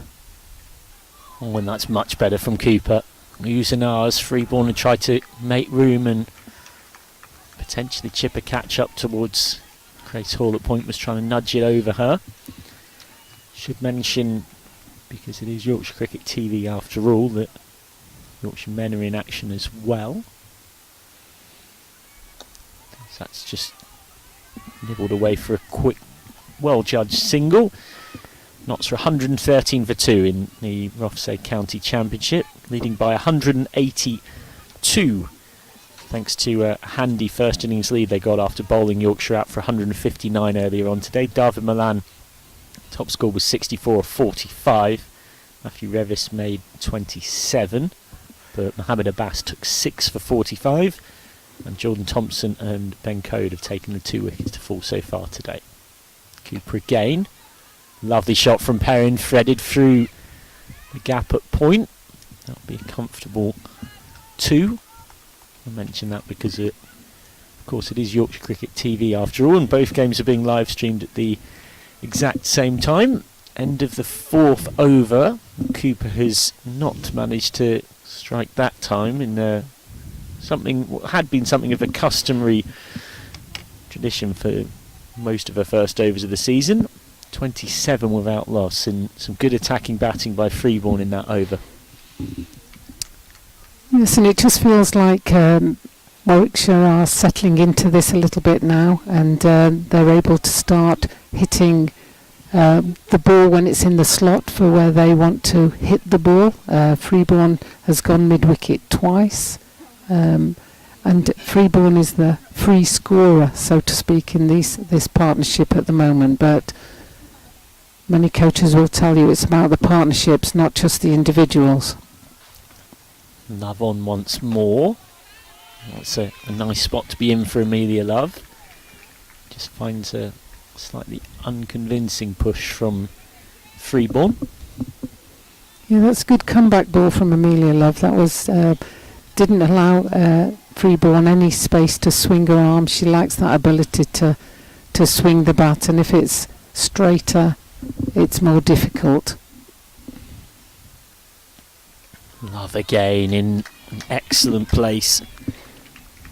Winfield Hill making it look very easy behind the stumps as well. Love, who's played for Bolton Percy as well as Clifton Park Cobras, and then talked about going from being petrified on tour to having the time of her life. Went to school and suddenly found herself missing being around all of her Yorkshire teammates, which reflected what a fantastic time she'd had pre-season. A little too short from Love, and well, she might have hoped to have somewhat get away with it, but as it is, it escapes underneath the body of Erin Thomas and it goes for 4. So this first wicket partnership continues to fly along, thanks almost entirely to Abby Freeborn's flashing blade. She has 26 of 31. Yeah, and Yorkshire will be disappointed with that, just as I'm sure Warwickshire were disappointed with a few misfields early on in their fielding innings. You know, when you get to the ball and get to it comfortably, you just need to make sure you get something behind it. As Love comes in again, and that one's fairly straight, and there's no run there. Yeah, there was some interesting quotes from Lauren Winfield Hill about the Essex game on the Wisdom Cricket podcast.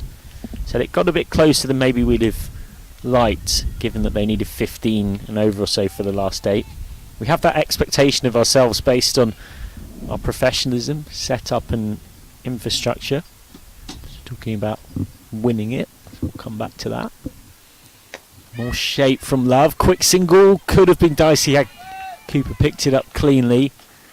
But even then it would have taken a pretty magnificent piece of fielding to complete the run out. In relation to beating Essex, said it's nice to know you're trending in the right direction. If you add in potentially a couple of recruitments and overseas, etc. for next year, we're going all right. There was a lot said about the chance to play a Tier 1 team, but we talked about that, we debunked that and said we've got nothing to prove. We operate like a Tier 1 team. It's just another game. Love this time is being turned by Perrin off the pads. It's a pretty simple 2. It was certainly interesting to get the Yorkshire skipper's perspective on Yorkshire taking out Essex by 11 runs last Saturday. End of the 5th over. It's a solid start from Warwickshire, who'll be the happier of the 2. Winfield Hill also adding the way Stair Callis played was unbelievable. We're starting to look like a good team. Yorkshire with 6 wins in a row coming into today across all competitions, but that is, it's fair to say, under threat here. And in many ways it should be. They're playing against Tier 1 opposition, fully professional outfit, get lots of support from ECB, get lots of support from their coaching staff and their support staff with S&C, with physio, etc. So there's no reason why anybody would think this was a straightforward game. Well, it's pushed out into the covers. Ward is on. Now Ward split her webbing against Essex, and she can only have a small amount of padding or protection on that part where she split the webbing, and it is unfortunately also her bowling hand, so it's pretty awkward here for Ward. So this is going to be an interesting test to see how she goes with what is mainly offies, with the occasional leggy thrown in. Down the ground by Perrin for 1, who right now is playing second violin, a valuable role, but a role that you don't see her in too often. Sometimes that's the dynamics of a partnership.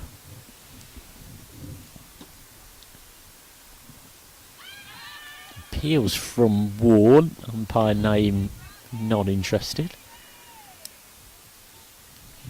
Already ticking at just a little above the required rate here. And of course still have all 10 wickets in hand, Warwickshire, so will no doubt be the happier right now.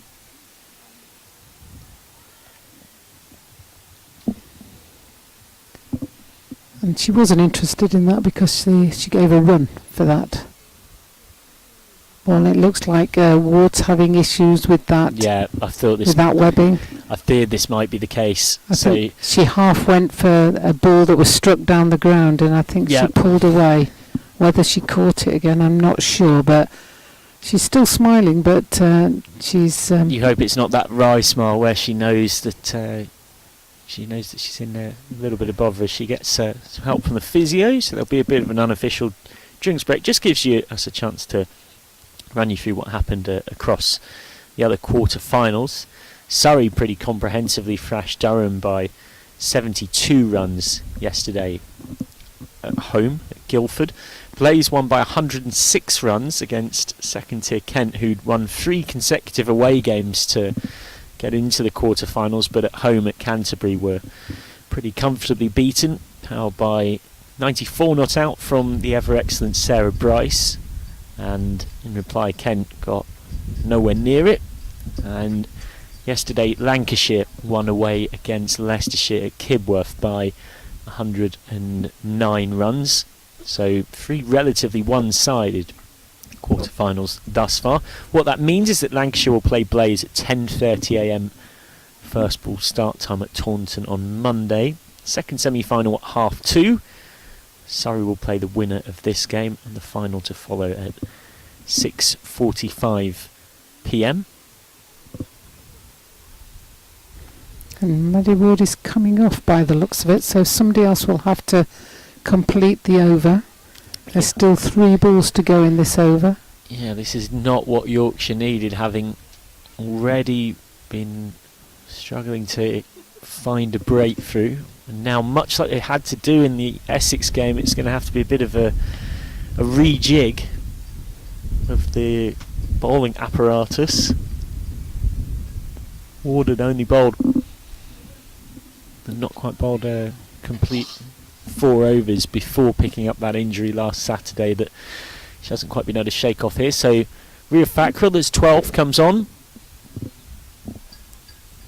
Of course, just to remind some of you may be unsure, Fackrell, as handy as it would be, cannot bowl.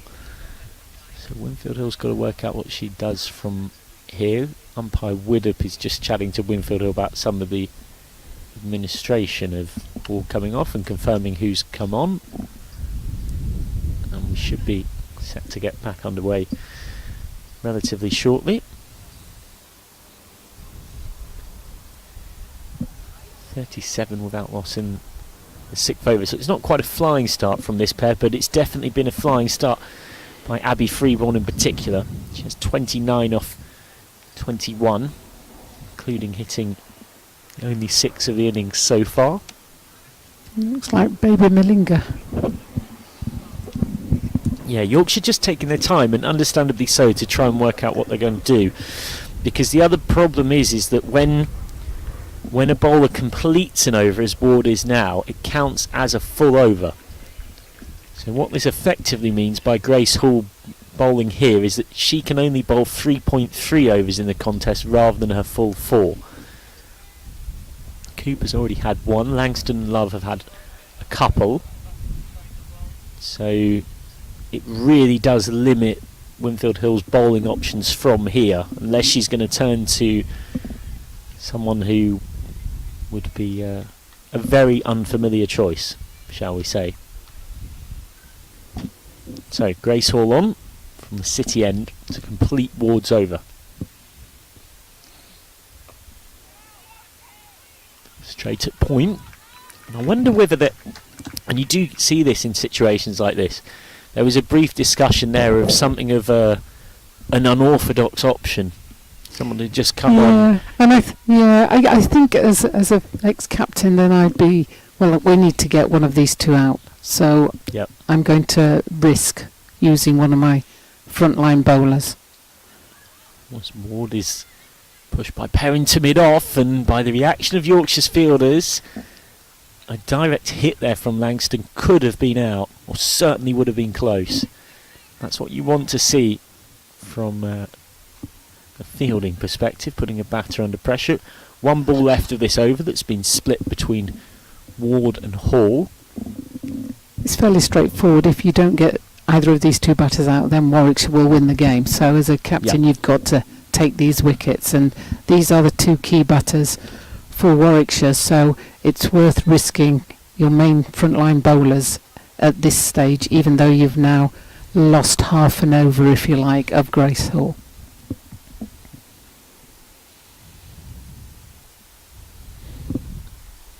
Oh, well bowled by Hall. Just has Freeborn probing.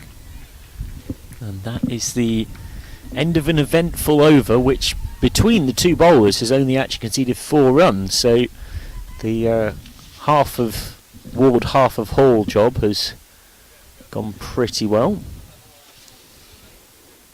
And at this stage, Yorkshire had 10 more runs, but had lost 2 more wickets. And the other problem for Yorkshire is that from this point onwards, they only managed to score at just a tickle over a run a ball. They didn't actually, in terms of that run rate, accelerate through the rest of that innings, as mid-order didn't quite fire as they might have liked, and it was really Beth Langston to thank for dragging Yorkshire up to 138 all out. Yorkshire need a bit of a point of difference here. They'll hope that Olivia Thomas with her leg spinners could be that. Yeah, I think with the end of the power play, it gives Winfield Hill the option now to put fielders out onto the boundary and give Thomas a little bit of cover, and we'll see whether the leg spin of Thomas will be effective. Thomas starts with one that's thumped out to long on for 1. Yeah, it was an old phrase of Shane Warren: defend with the field, attack with the ball. Having that protection out gives you a bit more courage to try different variations that might help to get a breakthrough that Yorkshire particularly crave here. These two going along very comfortably in the early part of the chase, more so Freeborn than Perrin. Freeborn just guides that away. Clever cricket. Chase needed by Hall, who dives in, keeps it in play nicely. 2 more to the score. 2 more to Abby Freeborn, who has been consistently excellent at the top level of women's domestic cricket. She has I Make It since the start of the 2022 season, so the last 3 completed seasons plus this one. She has not far off 1,800 runs. This gives you an idea of her consistent output of churning of runs. Into the pads, but drifting down leg. Freeborn, who said that it's great to see the setup and building on work done with the Sparks regional setup over the last 5 years. Edgbaston is an exciting place to be right now.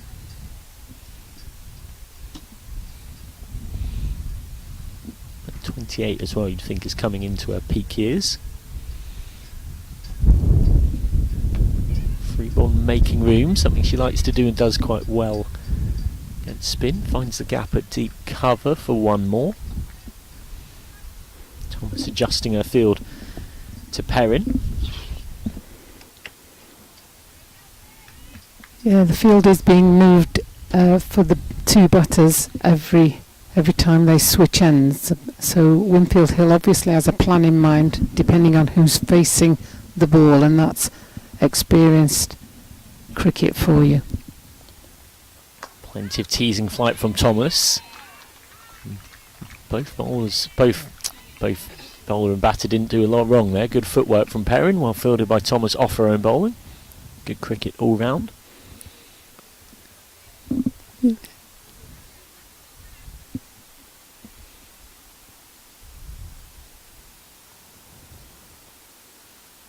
Just a little flatter from Thomas. And wonder if height was an issue just looking at where it hit Perrin. End of the over, and it's a good first over from Olivia Thomas. Yorkshire might not quite have the breakthrough that they would desire, but one crumb of comfort they can take is that after 7 overs, Warwickshire are only scoring at exactly a run a ball, so they're not, in terms of run rate and required run rate, getting away from Yorkshire. Yeah, and that was a good confident over from Thomas. You know, it's never easy to bowl leg spin with control, and yet she did that very well with 3 dot balls, and the other 3 hit for a single or a 2 in one situation. And it's nice to see leg spin coming into the game. They've got a good balance of bowlers, have Yorkshire, as young Malinga comes in again, Grace Hall, and that's hit aerially, and it's straight over the boundary for 6 runs. Well, that's the pressure release that Warwickshire wanted. Just sliding in towards the pads of Freeborn, who gleefully helps it on its way, and it's Freeborn that is taking this game away from Yorkshire at the moment, in particular. She has 38 now. It's a second 6 from Abby Freeborn.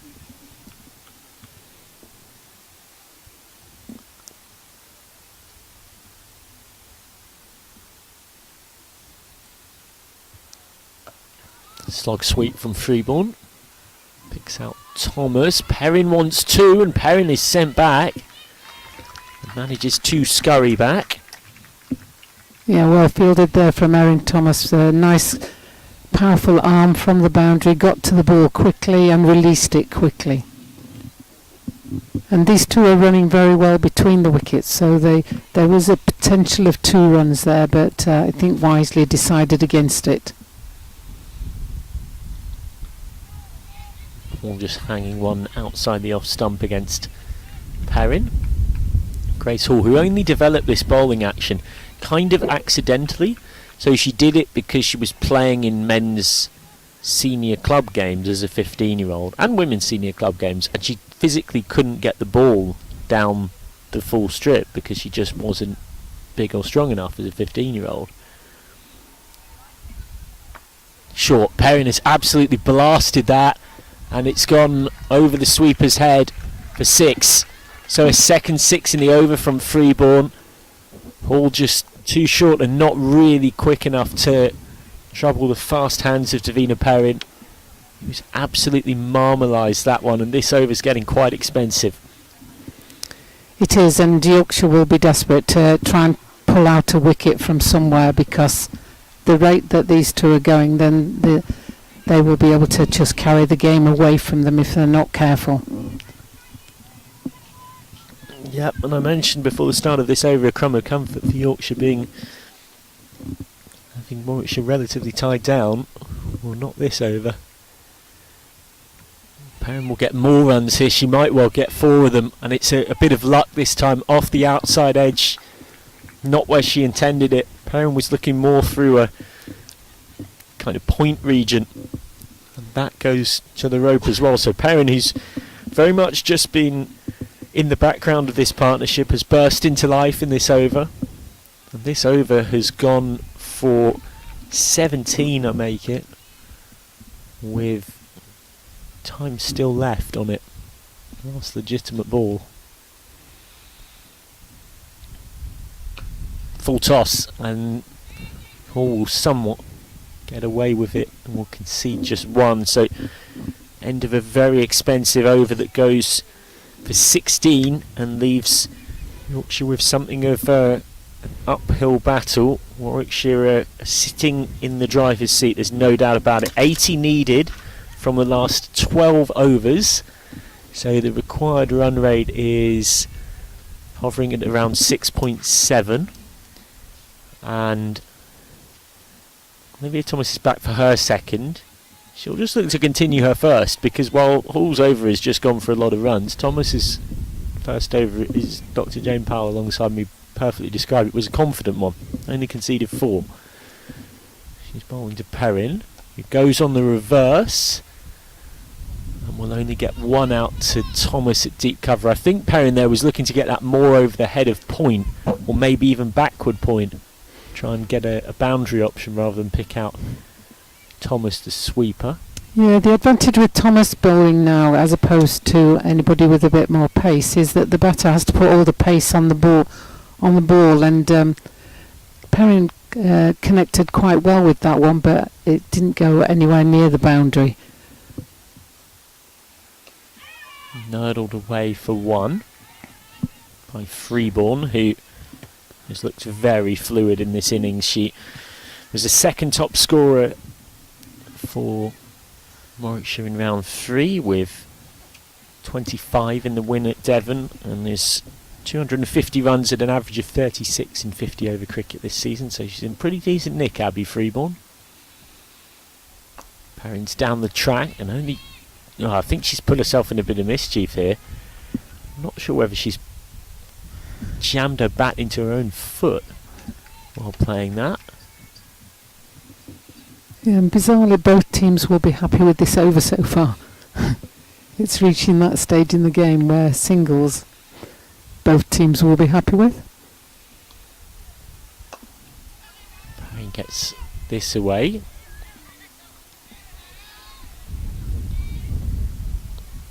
Well, received wisdom would have that as long as they're ticking along at around 6 and over, providing they're not losing wickets, Warwickshire will be the happier.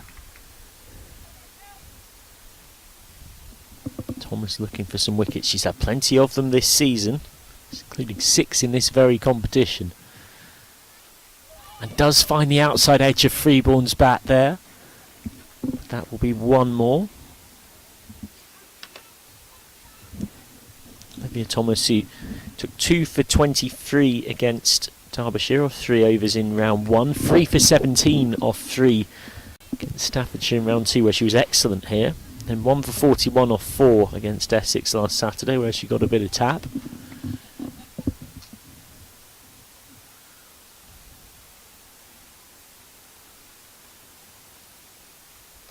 Short skied up by Perrin. It's going to fall safely. Yeah, that's a bit of luck for Perrin. Nothing Rio Thackrell could do, the 12th charging in.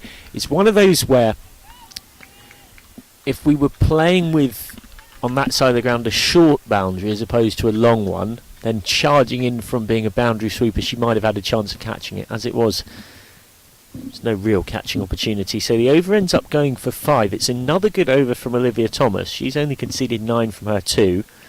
But ultimately, that scoreboard tells its own story. So chasing 138, 6 off this over would take Warwickshire to being halfway there in terms of the runs they need to score, halfway in terms of runs completed, overs completed, but of course, crucially, still yet to lose a wicket. With plenty of depth in the hutch. Meg Austin, Nat Rafe, Karis Pavley, Bethan Ellis, Georgia Davis, Millie Taylor, Anna Baker, Hannah Rainey and Amusuren Kumar. Love back. Nibbled away to Hall. Now there's a captaincy dilemma here for Winfield Hill, because with Ward off she's got 5 frontline bowlers. Langston, Love, Cooper, Hall and Thomas. She's still got 2 overs left that she's got to use of Hall, but Hall's just been very expensive. Cooper's bowled 1 over and has gone for 13. So the question for her is, when do you bring those 2 bowlers back? For now, she's bringing Love back for a 3rd. Smashed away by Perrin. No need to move for that. Fantastic shot from one of the brightest young prospects in English women's cricket. Yorkshire very quickly have got to find an answer here.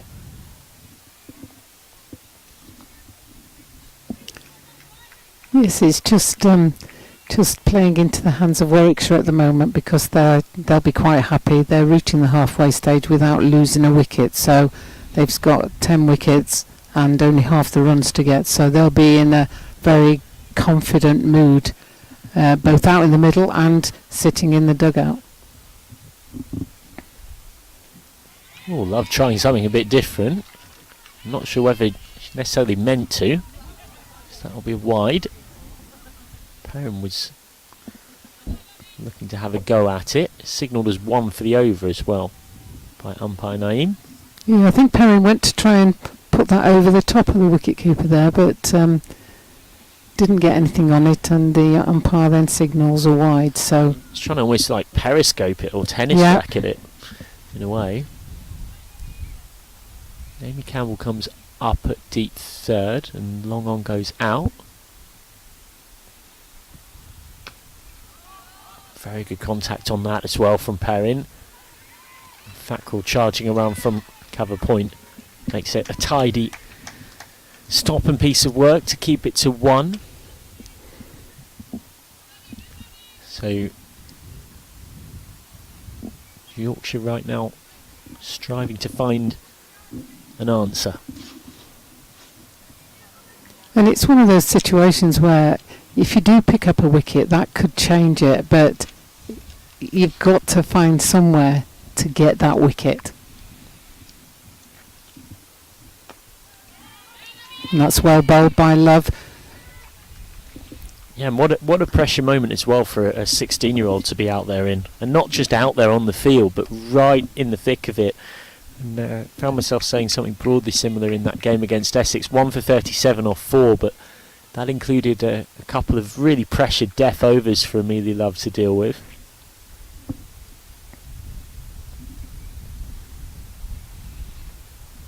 Short just helped on its way round the corner, and that's managed to get through Campbell for 4. So Freeborn is continuing on her merry way, and right now Yorkshire can't really find a way to stop her. And it's something of an unenforced error. You have to feel a bit for Love, because that should have been 1 and it goes for 4. Yeah, very much so, and that's when your fielders really need to support your bowler, and unfortunately that didn't happen there. Everybody needs to be ready. Love again, hit hard by Freeborn, who loves that straight shot, almost baseball style, makes room, and with a horizontal bat crunches it down the ground. It's a bit of a trademark of hers, and Abby Freeborn is absolutely flying along here. At the halfway stage, you would have to say that it is Warwickshire's game to lose. Freeborn has 49. She's dominated the scoring in this innings. She's very, very confident. 49 off 31. Perrin is going at almost exactly a run of ball for her 27. And the captain's choice is Claudia Cooper to come on from this pavilion end. Well, this is the dilemma I mentioned. You know, Cooper had 1 over where she got hit about a bit by Freeborn, went for 13. Hall's got 2 overs left, but because of Ward's injury, they have to come back at some point. And clearly Winfield Hill has decided that maybe a change of ends is the way to bring Cooper back. Perrin will get a single.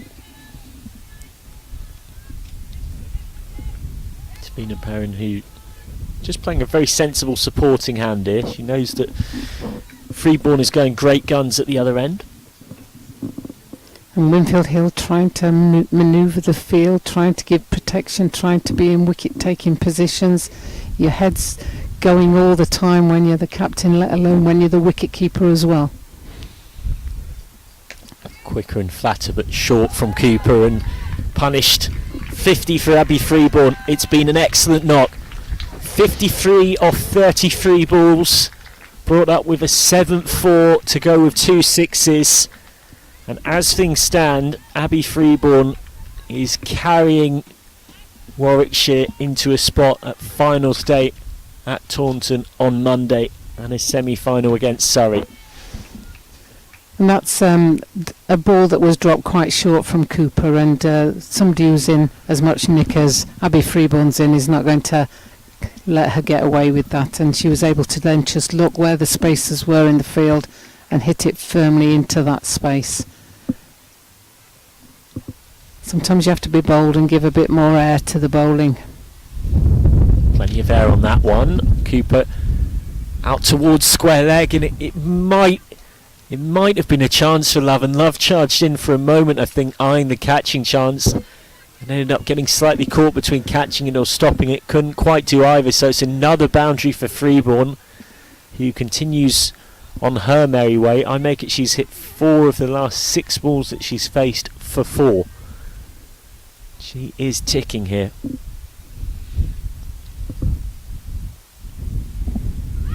Freeborn again, but that time we'll only get 1, trying to sweep round the corner. And I also wonder as well, I understand why Winfield Hills held her back, but 2 overs, 1 maiden, 4 for none for Beth Langston. At what point do you have to bring Langston back earlier? And just I think you're you're reaching that stage now, because if you don't take a wicket, this will just be a walk in the park for Warwickshire. You know, if you're Yorkshire, it's great having Langston in the bank to bowl. You would assume the broad plan A would be over number 18 and over number 20, but You if might the game not doesn't get there. to that point, Yeah. you know, it's irrelevant. Tough life captaincy. Cooper this time slog swept hard by Freeborn, and again it's escaped through Love, who is having a tough time out there. Early in the over had that one that she got caught between catching and stopping. That one's managed to get through as well. So as it is, it's another expensive over in a row. So that over's gone for 15. The previous over went for 14, and 29 has been taken from the last 2. So Warwickshire really sitting pretty now. They're 92 without loss from 11. Need just 47 off 9 at a required rate of a tickle over 5. And exactly as we predicted, Beth Langston's got the ball in her hand.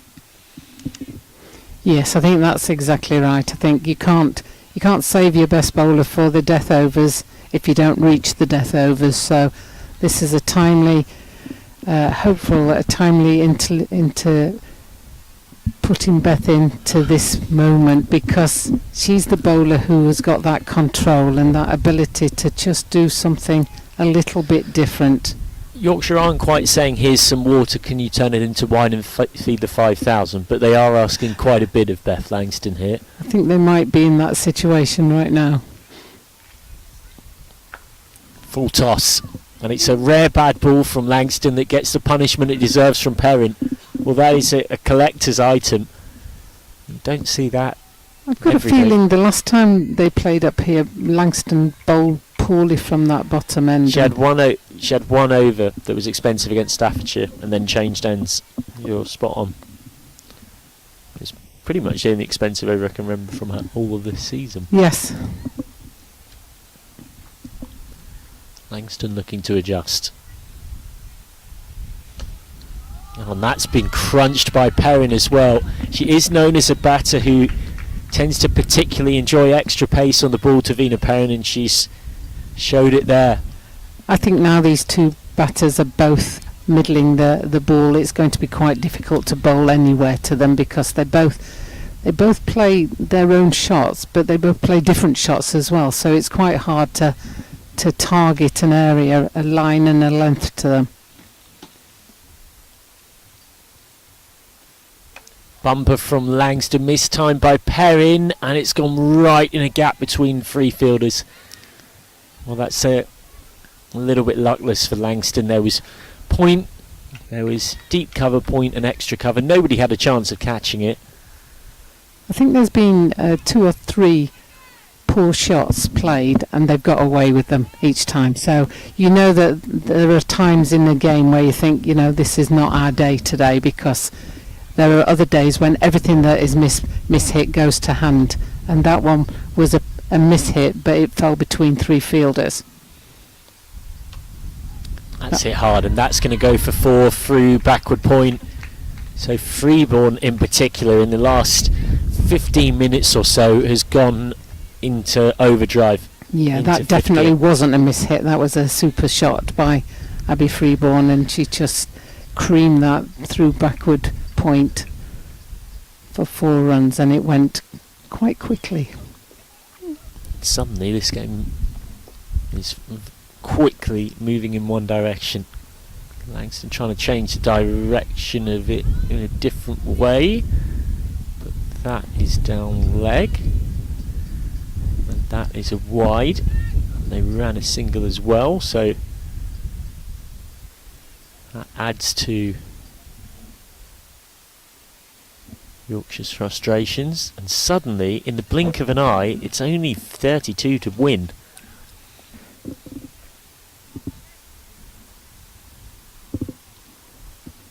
To win with 8 overs left still after this. Getting towards asking for snookers, asking for miracles, Yorkshire.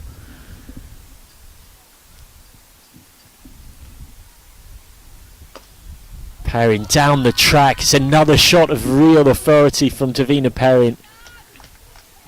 My goodness me. Stepping down and effectively turning it into a half volley from Langston. And at the end of the 12th over, suddenly Warwickshire are cruising towards a spot in the semi-final, you'd have to say.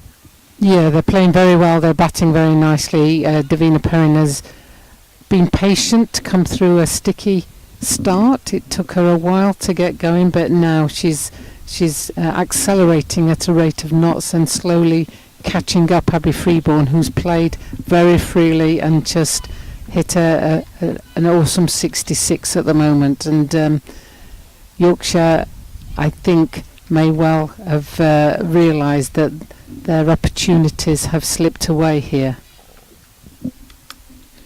As Beth Langston comes off the field.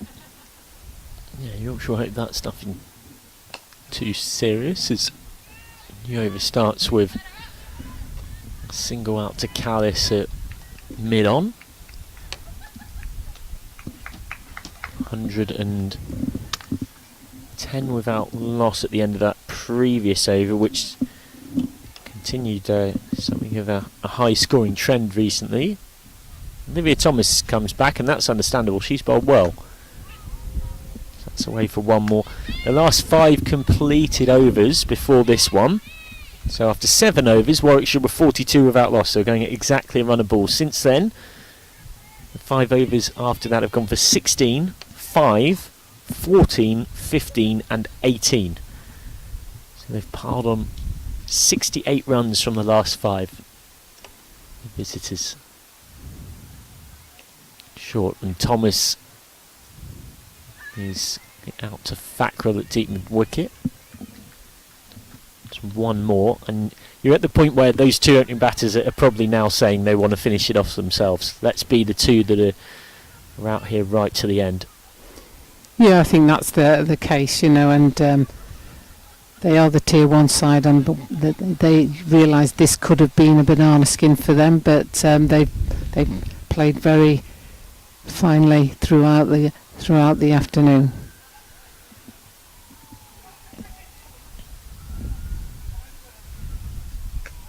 Perrin this time works this out to deep point for 1. It's not far off her 50. Davina Perrin, who has already hit a couple of 50s in 50 over cricket so far this season. Same can be said for Freeborn. And Thomas is bowling quite tidily here. I'll probably put the kiss of death on her there, but yeah, she's not going for many runs. None for 9 off 2 at the start of this over, which has also been pretty tight. It's, well, there we go. There you go. That's on the reverse, and Freeborn finds 4. Clever batting from Freeborn, good manipulation of the field, and she continues along her merry way. I make it to be, that might be the first boundary that's been hit off Thomas's entire spell, including her first couple of overs. She conceded just those 9, but Yorkshire needs so much more than keeping it relatively tight at this point, of course. She probably just needs to give it as much air as possible and run the risk of Freeborn or Perrin, whoever's facing her. It's Freeborn at the moment, hitting her for a boundary. That's outside leg. Just 20 to win.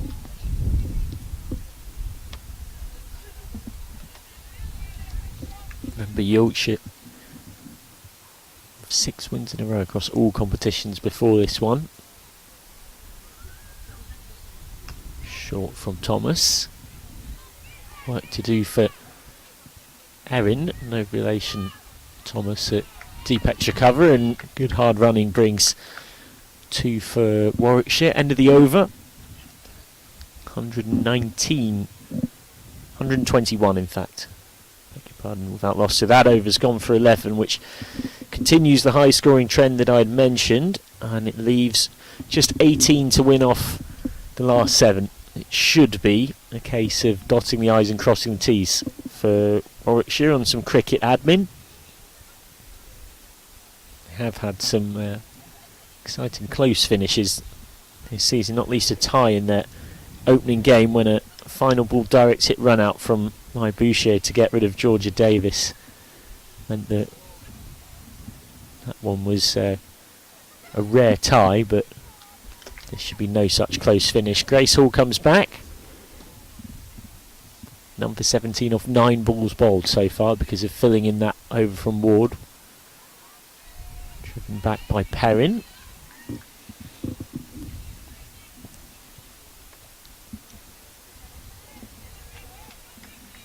Elsewhere,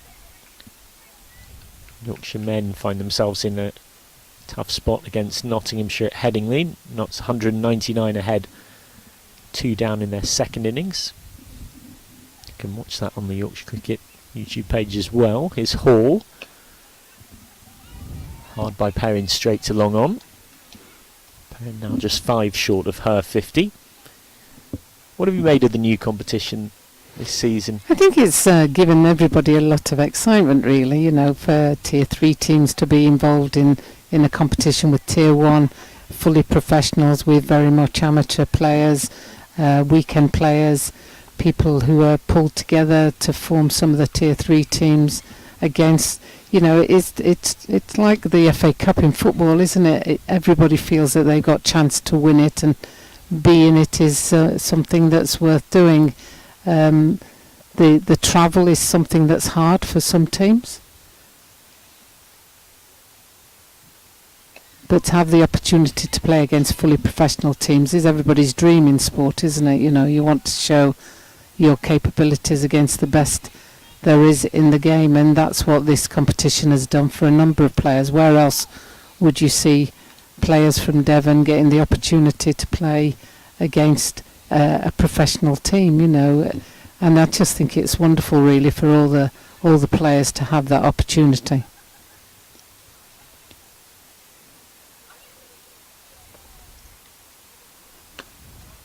Parrying down the ground, these two ticking this off with maximal professionalism. Yeah, 32 teams entered, and of course only 4 will be at finals day at Taunton on Monday. Yorkshire can take a lot of pride having had to start in round 1 from their journey. Winners by 122 runs against Derbyshire in round 1, 68 runs against Staffordshire in round 2, and 11 runs against Essex in round 3. So that's behind square for 1. Kent from Tier 2 also managed to win in round 1, round 2 and round 3. Victorious against Berkshire in round 2. Winners against Cambridgeshire at Fenners in round 3, having beaten fellow Tier 2 side Middlesex in round 1.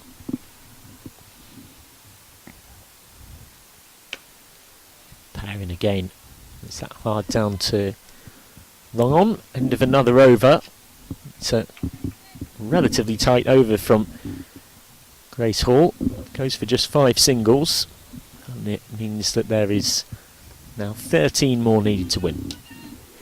Yeah, and we mustn't take away from the fact that Yorkshire are probably the only team to have beaten a team ranked higher than them. Yeah, we were discussing this off air. I'm just having a glance through the draw, and I believe that to be the case. Certainly the only team to beat a Tier 1 team. Yeah, that's correct. Yep, I make it Yorkshire the only team, I'm very, please do let us know in the YouTube live chat if I've missed something, as I glance at a very scribbled through tournament tree full of green pen for winners and red pen for losers. So Cooper's back on, and Cooper is being hit towards us in the commentary box for a straight six from Perrin. My goodness me, it has been a joy to watch Davina Perrin bat. So 50. Destructive, and it is her 50 that's up in style, much like Freeborn brings her 50 up with a boundary, except unlike Freeborn, it's a 6 rather than a 4. 53 of 41 balls for Davina Perrin, 5 4s and a 6. Means that it is just 7 to win now. Cooper trying to delay the inevitable somewhat.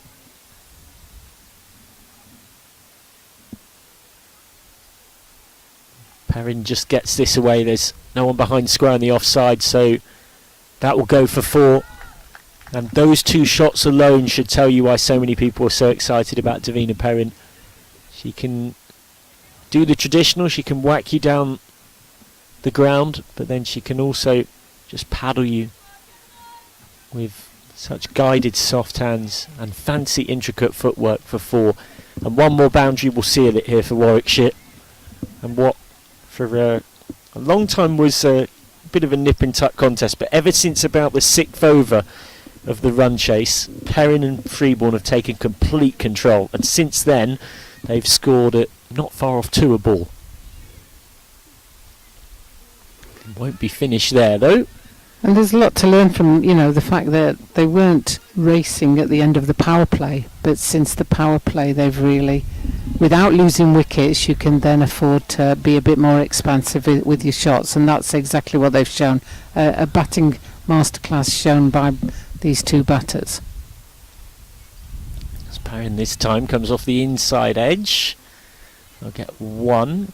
So at the start of this over, so before Cooper had started this over, this pair had added 76 from the last 7 completed overs.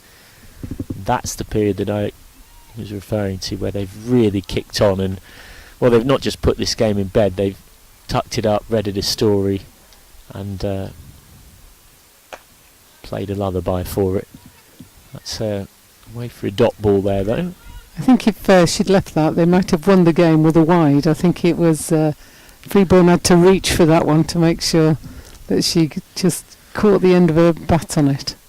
2 to win. And this could be the winning moment. It won't quite. Scores a level. 1 to win for Warwickshire. Do we think Davina Perrin will go for the 6? My instinctive answer is a resounding yes. It's the end of the over, so it'll be Abby Freeborn, won't it? So 12 off that one. And just to reiterate, that passage of play since Warwickshire were 42 without loss, the scores from each individual over since have gone 16, 5, 14, 15, 18, 11, 5, 12. It's been a very, very dominant display once they've gone through the gears. Initially it was Freeborn who was carrying things through the power play, and it's Olivia Thomas who will change ends and have the dubious honour of having to bowl with 1 to win. And Winfield Hill is just altering the field, bringing square leg up, and he's, I think, considering bringing deep mid wicket up, but he's actually going to leave deep mid wicket back. Freeborn on strike, Winfield Hill bringing everybody else in the way that I guess you might as well do. But yeah, I quite like that, because, you know, if she does go aerial, she might go deep mid wicket and you might get a wicket. So that would put pressure on for 1 more run. And there we go. And that is a way for the single that is needed to complete victory. It's a comprehensive win in the end for Warwickshire. It is a tough day at the office at Weetwood for Yorkshire, whose T20 Women's County Cup journey, after victories against Derbyshire in round 1, Staffordshire in round 2 and Tier 1 Essex in round 3, ends at the quarter-final stage, beaten by 10 wickets with almost 5 overs to spare by Warwickshire, and by, in particular, the batting excellence of Davina Perrin and Abby Freeborn. Yorkshire bowled out for 138, having been sent in, and once Perrin and Freeborn got going, never really looked like enough. Warwickshire go through. It will be Warwickshire versus Surrey in the semi-final at Taunton on Monday after the first semi-final, which was already confirmed as Lancashire versus Leicestershire, with the final to follow. Yorkshire won't be there, but can take a lot of pride from what has been a deep run into the tournament of this newly created competition.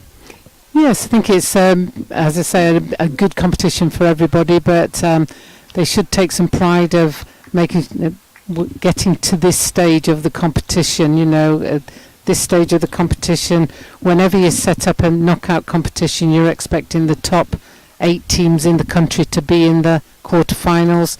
They are very much one of those top 8 teams. By making it through to today, they just didn't fire on all cylinders today. It was almost a bit like, people won't remember the old-fashioned cars with spark plugs, but it was almost like a couple of spark plugs weren't firing today, and as a result, then the Bears, with a very comprehensive performance, both with bat, with ball, and within the field, have just shown the class of their outfit today, and all credit to them, particularly those two in shot now, Davina Perrin and Abby Freeborn, who will be delighted with their performance today. If anything, Warwickshire may be feeling, we would have liked some of our other batters to have a bat before Monday, because sometimes when you have two batters who bat so well in a quarter-final, you feel like you're just not quite there with the rest of the batting order. But they won't worry about that. They're on their way down to Taunton, and they'll be delighted to be at finals day on Monday for the first time in this competition. So good luck to them as they go forward, and well done to Yorkshire for reaching it into the top 8 in this competition and just falling at this hurdle.